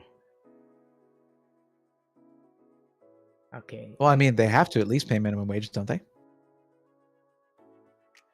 It's the minimum. Let's see. I totally. Oh God. I complain when people. I don't complain when people compare me to Jay, but they're like, "Oh, you look bald." AliExpress, JayzTwoCents. Yeah. Okay. Cool. Because I saw people mentioning it in the chat. Okay, so we're gonna settle it right here. We haven't run. Okay, so I usually run polls. Okay, I usually run polls in. But we haven't done much tonight because there's been plenty to talk about. So let me find a picture of you, and then let's find a picture. Here, just cover you have a better one. But put me up in the. Let's go to the side by side and just put this picture over your cam. Because then you got me. I can just make a face right there because I don't think I have one that's like actually here a J face. Okay, let me see if I can quickly put the J one. Can you make? Geez, JayzTwoCents. There should be a. I'm just trying to look for a front on shot of him. How's that this hard to find? This is pretty good. Okay, so let me get that browser window up here. Where's that? I just gotta lean and look cool, look angry. Browser window. Here we go. Okay, so we're gonna do this, and then let me crop this real quick. Here's my real-time OBS scene editing skills. Right here. Okay. I don't look anything like him, but I digress. But you digress. All right. I wish there was a filter I could do to make either this picture have a shaved head or to put hair on you. I'm much rounder than he is. Okay. Like every bit of me is just rounder. Like, well, that's. So I'm gonna keep this up here. You just stay, you know, looking pretty. Sorry, Paul. Does Thorn look like JayzTwoCents? Yes or no? We're asking the community here. I think it's the light. So it's the light eyes. It's the facial hair, and that's pretty much it. And you're a white guy. Talking about computers. And you're talking about computers. I found out he's only like 2 years older than me. And I'm not saying he looks old. He's like 39, right? Ish. No, I think he's 42. Oh, maybe he was 39 years ago, and I just. Do I look 37? Thank you. I'm 40. I'm actually 40 years old. I don't act like it. I know. It's the eyes for sure. Yeah. Like if we just if I'm especially when it went like yeah. When we do the bug eyes thing, like when he does the bug eyes it's thing, a like, 10 out of 10. Look, so the votes are coming in. 80% so far says yes. Oh, or Tom Segura. That's the comedian, right? Or is that what Tom Segura does? Let me see. Tom Segura. If you know who he is. Oh yeah, he's a great comedian. Funny Yeah. dude. I know him. I don't look like that. I don't look like. No, I think you look more like Jay. a little bit. I think you look more like Jay though. If we go between the two. Yeah. Yeah, it's just whenever he does those faces, like Mm-hmm. that's when because I'll do that sometimes in videos. But yeah, Well, Techie Tom Segura. you mentioned you're more rounder than Jay, but there have been moments where Jay has been rounder. He changed his life. Yeah. It's amazing. Yeah. Like that's so amazing. Now here's another one right there of the old picture of him then versus now. Yeah, it's crazy. Yeah, it was so much effort, just a complete life change. Like, and let me tell you something, man. That guy, he is so cool in person. You just walk up to you can tell when someone's disinterested or when they are looking for a reason to a way to engage in conversation with you. Mm-hmm. That's what he was. Like, okay, I can't wait to put the interview up. You'll notice one thing in that interview is I probably cut it off because I was like, dude, can I just get 2 minutes with you on camera? Yeah. Just to ask you a quick question about way Prebuilts. longer, I bet. Well, it goes on for it's about 8 minutes. Okay. And he seemed willing to just talk for. It was one of those things. I knew if we just chatted, we would just talk forever. And I respect his time too much. I was like, I asked him for just 2 minutes, and I got 4 times that. So it might seem in the video like I cut it off a bit too early. Yeah. Okay. But we covered a few important things. He gave some of his thoughts, and dude, he has some thoughts about Prebuilts I hadn't even considered. Mm-hmm. Okay, where it's like, well, I'm not gonna spoil it. You gotta watch it on YouTube.com tomorrow. Wait, no. Which one are you dropping tomorrow? My video going over the whole situation and some pre-built PCs. Tomorrow. Okay, yeah. That's coming out tomorrow, and then after that, it's going to be one after another with the interviews. Okay, gotcha. From LTX. Okay. I just needed to say my 2 cents when it comes to that whole situation, and I was, did you see Dr. Ian Cuttress's video? No, not yet. Dude, it is an hour and a half. I saw him tweeting about it on Twitter, how long it was, man. But is it good? It's an amazing analysis because the thing is, he's not like pro either party, right? Oh, okay, that's good to see. Because I've seen everybody seemed to be super skewed against Linus and towards GN. Right. So to see more middle ground, analysis and arguments, that's what I want to see. So okay, cool, I'll check it out. Ooh, it's a long one. Yeah, here's the thing. The one thing to keep in mind is that when you want to hold yourself to a higher standard, those that have lived at that higher standard for a very long time will expect you to do what you say. And he does kind of take Steve apart on some of this stuff because we both know Steve gets emotional. How could you not? Like, it's a pretty emotional topic. And he's like, let's talk about that. Dr. Ian Cuttress is such an interesting dude. I actually got to interview him too. And that one was after everything. It was after everything. It was at the hotel. It was at his hotel. Wait, was he at he was at LTX? Yeah. How did I not see him the entire weekend? Dude, he was in the panel to stop sponsored reviews. He was calling Linus out for stuff. I didn't catch all the panels. Holy crap. I saw like Wendell and stuff like that. So now that you mention it, I do recall seeing him on the the creator panel, the guest list. Yeah. But I did not personally see him, which is kind of crazy because the convention hall is not huge, and I would have totally recognized him and said hi if I did see him. So dang. Yeah. Okay. Okay. It was actually really cool because I've been talking a lot with PC World, Adam over there. And what are you looking up? Of course, Gordon also. I just pulled this up. Those guys are cool. Yeah. Okay. So I'm actually, it's been delayed quite a bit because there was a slowdown in the industry and everything, but I'm supposed to become a contributor for PC World. Oh, nice. As in, they get a lot of offers to cover pre-built stuff from OEMs, which is something I never get, and I really want to see what OEM manufacturers are doing these days. Yeah. And they're like, we don't want to cover this, but we need to. So we're going to be doing like some either video stuff for their channel and or written reviews for their website, or it's going to be video stuff at first. Okay. We don't know if there's any need for it to be for written stuff. Okay. Written, yeah. I think their audience for the written articles are definitely sticking with DIY stuff, and people who are looking for pre-builts go more for videos. Okay. So, yeah. But just anyway, but they work a lot with Dr. Ian Cuttress. He'll go visit them in San Francisco, go to the studio, all that. Mhm. So I got to go out to a dinner with Adam and Dr. Ian Cuttress, and I was like, oh my God, I'm going to be so out of my depth. And I was not at all. Wait, He's Adam, hilarious. Addy Epoch Box or different Adam? Adam from PC World. Oh, okay, from PC World. Okay, gotcha. Yeah. Yeah. Okay. And but I mean, he knows Ian really well. So Yeah. and I'm here like, do I call him doctor? Because I just been, I know he's very professional when he's on the clock, and but he can be funny too. Yeah. So and he was hilarious. It was a great time. Yeah, thanks for actually bringing that up. That's going to be my listen tonight as I do whatever else I need to get done. But yeah, okay. Yeah, he definitely took the we want to be analysts now. Let's see, let's see how that holds up. But he also digs into LTT as well, LMG as well. Okay. So yeah, and he does it in a way that no one else, in a depth that no one else has, not even Steve. Oh So- yeah, no, he is on another level with when it comes to his knowledge and with like semiconductors and chips and stuff like that. It's wild. Yeah. Yeah, the dude is literally paid to be an analyst Yeah.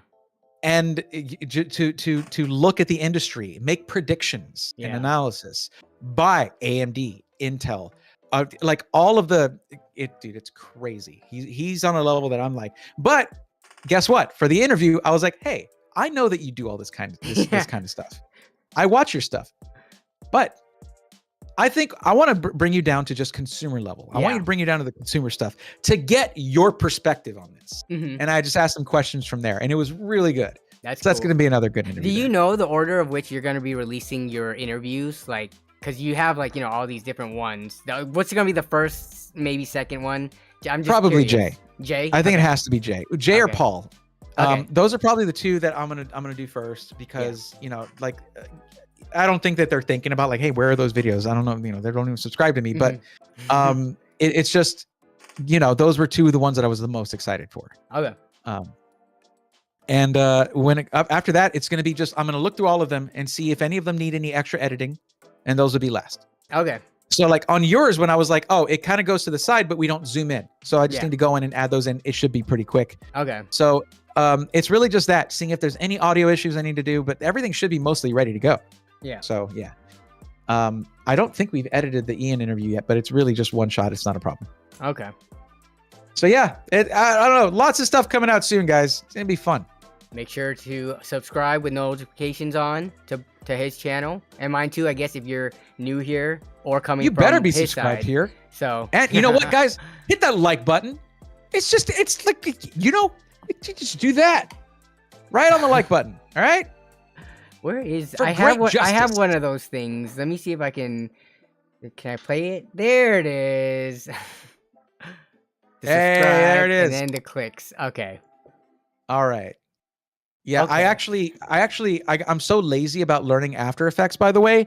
I learned how to export in Premiere Pro with alphas only in that certain format where you can do things like animations and transitions Oh, for dude, streams and this stuff. thing I bought on Fiverr for literally like $5 for a pack of it, and it's a green screen recording that I chroma keyed out and put into so it's a video file with the dude. So My bad. You You're are good. even Yeah. above me in terms of any of the technical aspects of editing, color grading, camera gear knowledge, all that stuff. I am very, very like surface level. I just No. don't. Yeah, I've never taken the time to learn and dive into the weeds of that. Anytime, dude. I love talking about the stuff, Mhm. and just let me know anything that I don't have broad knowledge. Like you asked me about Sony cameras, I'm good because that's all Yeah. I've bought. If you're like, hey, what about Canon? I'm like, Yeah. This is a Sony house Uh-huh. because I don't know anything about the other ones. So, but yeah, basically I learned what I had to, but then I started having fun with it. This right here is just a bag of just camera rigging. Okay. I can build the craziest stuff with this Okay. camera rigging gear because it's super cool. Like I could build actually it'd be kind of fun to do like a PC case just built out of like these different pieces that are just meant for rigging up camera stuff. That'd be actually super cool, I think. But whatever. Like I get obsessed about it's any kind of adult Legos, like grown-up Legos. Anything that falls into that category, I'm like, give it to me. I need more. So when I was at LTX, I had a lower end camera, but after LTX, I finally upgraded my camera from like, the basic Canon Rebel line to a nicer one. And I finally got one of these, like a small rig with like you got the little cage. different, I got the cage as well as the different little, handles and mic clamps and everything for it. So I'm slowly getting into that. But, for the last almost 7 years, I was just basically no cage, just basic camera with the default mount for the mic, and that was it. So I'm getting into it slowly. It will. So for me, I had to. So I've had people mention in my videos like, dude, are you nervous? Your hands are shaking. I'm like, no, actually I have essential tremors. So my hands just they won't hold still. I have tremors, and especially when I press my muscles, it'll shake. It's something that I've had to somewhat give up on any complex or fine soldering work, which sucks because I used to love doing that stuff. But anyway, when it comes to filming, that can be really difficult for me to get a steady shot. Just run and gun. So I have to over engineer. Also, whenever the editor, Mr. Cuddles, gets to go to an event with me, he's great behind the camera, but I over engineer a way for him to be comfortable holding the camera all day long. And he's that like, rig that he had while we were at LTX. You saw it in action. And it's so much fun. It's like having all these different parts. I get to do problem solving stuff. It's very good, very very therapeutic. I'm subscribed, but I don't give in to press the like button pressure, Braethorn. Well, do you not like it? Do you not like the stream? How about a guilt trip? Is that good? Is that better than pressure? Peer pressure? Anyways. Yeah. When I first started, I had a weird thing about asking for likes and subs on videos and stuff like that. And then over the years, I've done it. And then I just, like right now, I'm in a phase where I don't remember the last time I asked for a like and sub. If anything, I would play that thing on the screen, that, this little thing. But even then, I still forget to put it on half the time. So yeah, it's Listen, strange. guys. Listen, It everybody. costs them nothing to do though. In the audience, for 0 pennies a day, your money can help feed a hungry Denny, and help him grow his community and help people learn about computers. Yeah. Look at how hungry he is for growth and subscribers. Don't let him starve. We eatin' good tonight. Yeah. Was that weird? I feel like that was a little bit weird. I'm looking out for you, man. Thank you. I appreciate it. I believe in you. I believe in you. Yeah, in the arms of an angel. Yeah, that's the one. Copyright strike. Okay. Do they do that for live streams? They do. Dude, they will if you have 15 seconds of a song, they will take all the money from your 4-hour stream. It is ridiculous. I've had that happen in previous streams where I played someone's, like, they asked me to bring up one of their videos or something and it had copyrighted music in it. So that's why I just do Stream Beats by Harris Heller now. Yeah. Which albums, by the way? I like the hi-fi and then the chiptune stuff. So, Chiptune stuff is cool. Yeah. Sometimes lo-fi too. Yeah. I dig the synthwave stuff, but there's some of it I had to take out because it's not quite synthwave. Yeah. Some of the designations that they gave or the genre classifications, I'm like, wait, this does not feel like it fits here. So yeah, I agree there. Disguised Devadant. How are you able to install an Intel CPU? I just practice. I'll rest my hand there so it doesn't shake, and then I just drop it in. 0 insertion force. It's easy. Say I digress. I already did that during the comparison. Yeah, he definitely does not sound like Jay. They sound like two different people. But okay, so on that quick note though, I've got maybe like 5 more minutes. It's way past dinner time, but I usually like to end the chat for the most part, focusing, reading chat, and just right. Do you have anything that you want to plug that you have not already? Because we know the stuff coming up with the interviews as well as your thoughts on LMG, but anything else that you wanted to plug? Check out the tour video for LMG Studios if you haven't already seen one. Did you put one up for that? I did not. No, I did my 2 videos for my little contest thing, and then the SSD giveaway. Those were cool. Yeah. That was cool. That was smart to do it to where you didn't have to bring anything. Like NZXT had it there, right? And you're just like, here you go. No, I brought it. Is that how it worked? Oh, you brought it? He shipped it to me. Like, I asked him like the week of, like, hey, like, I actually am trying to do this big video. Can you help out? And he was like, Andy's super cool, you know. So he was like, yeah.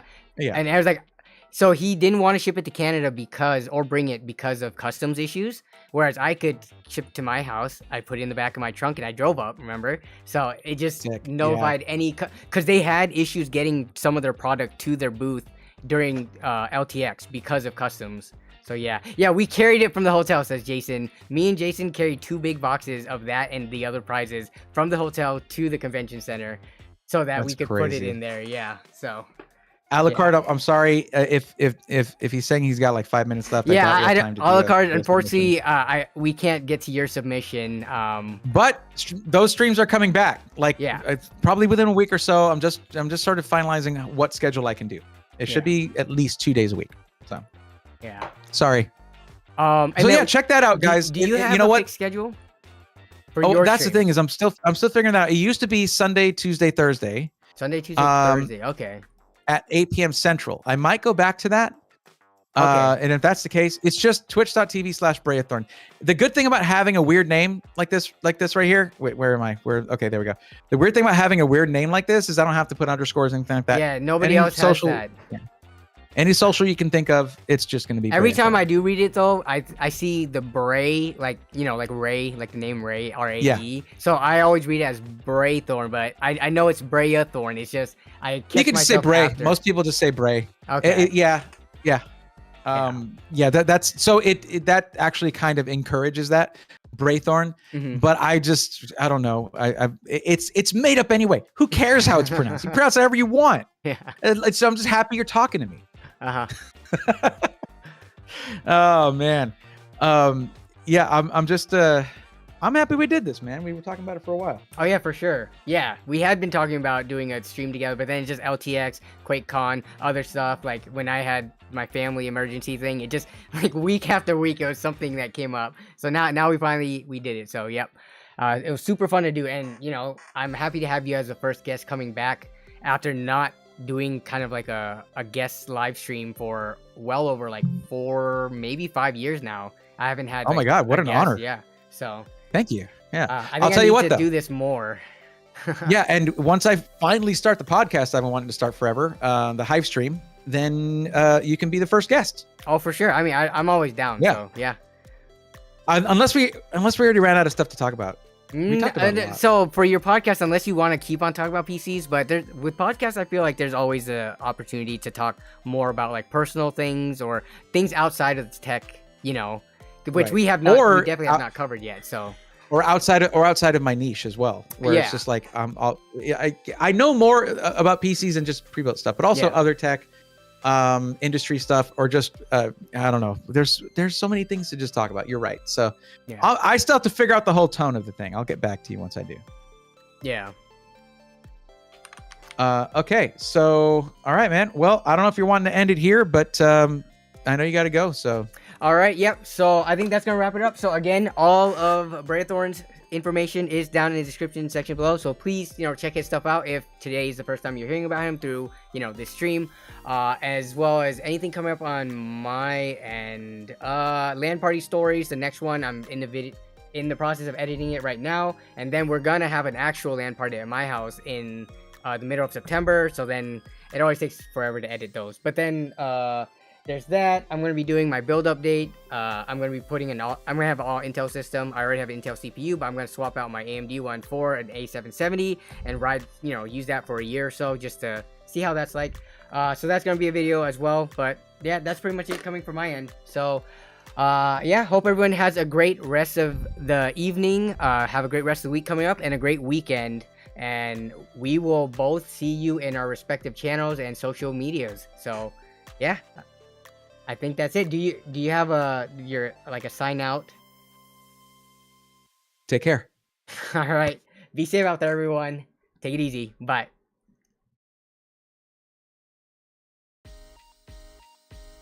All right. So I think we are good to go there.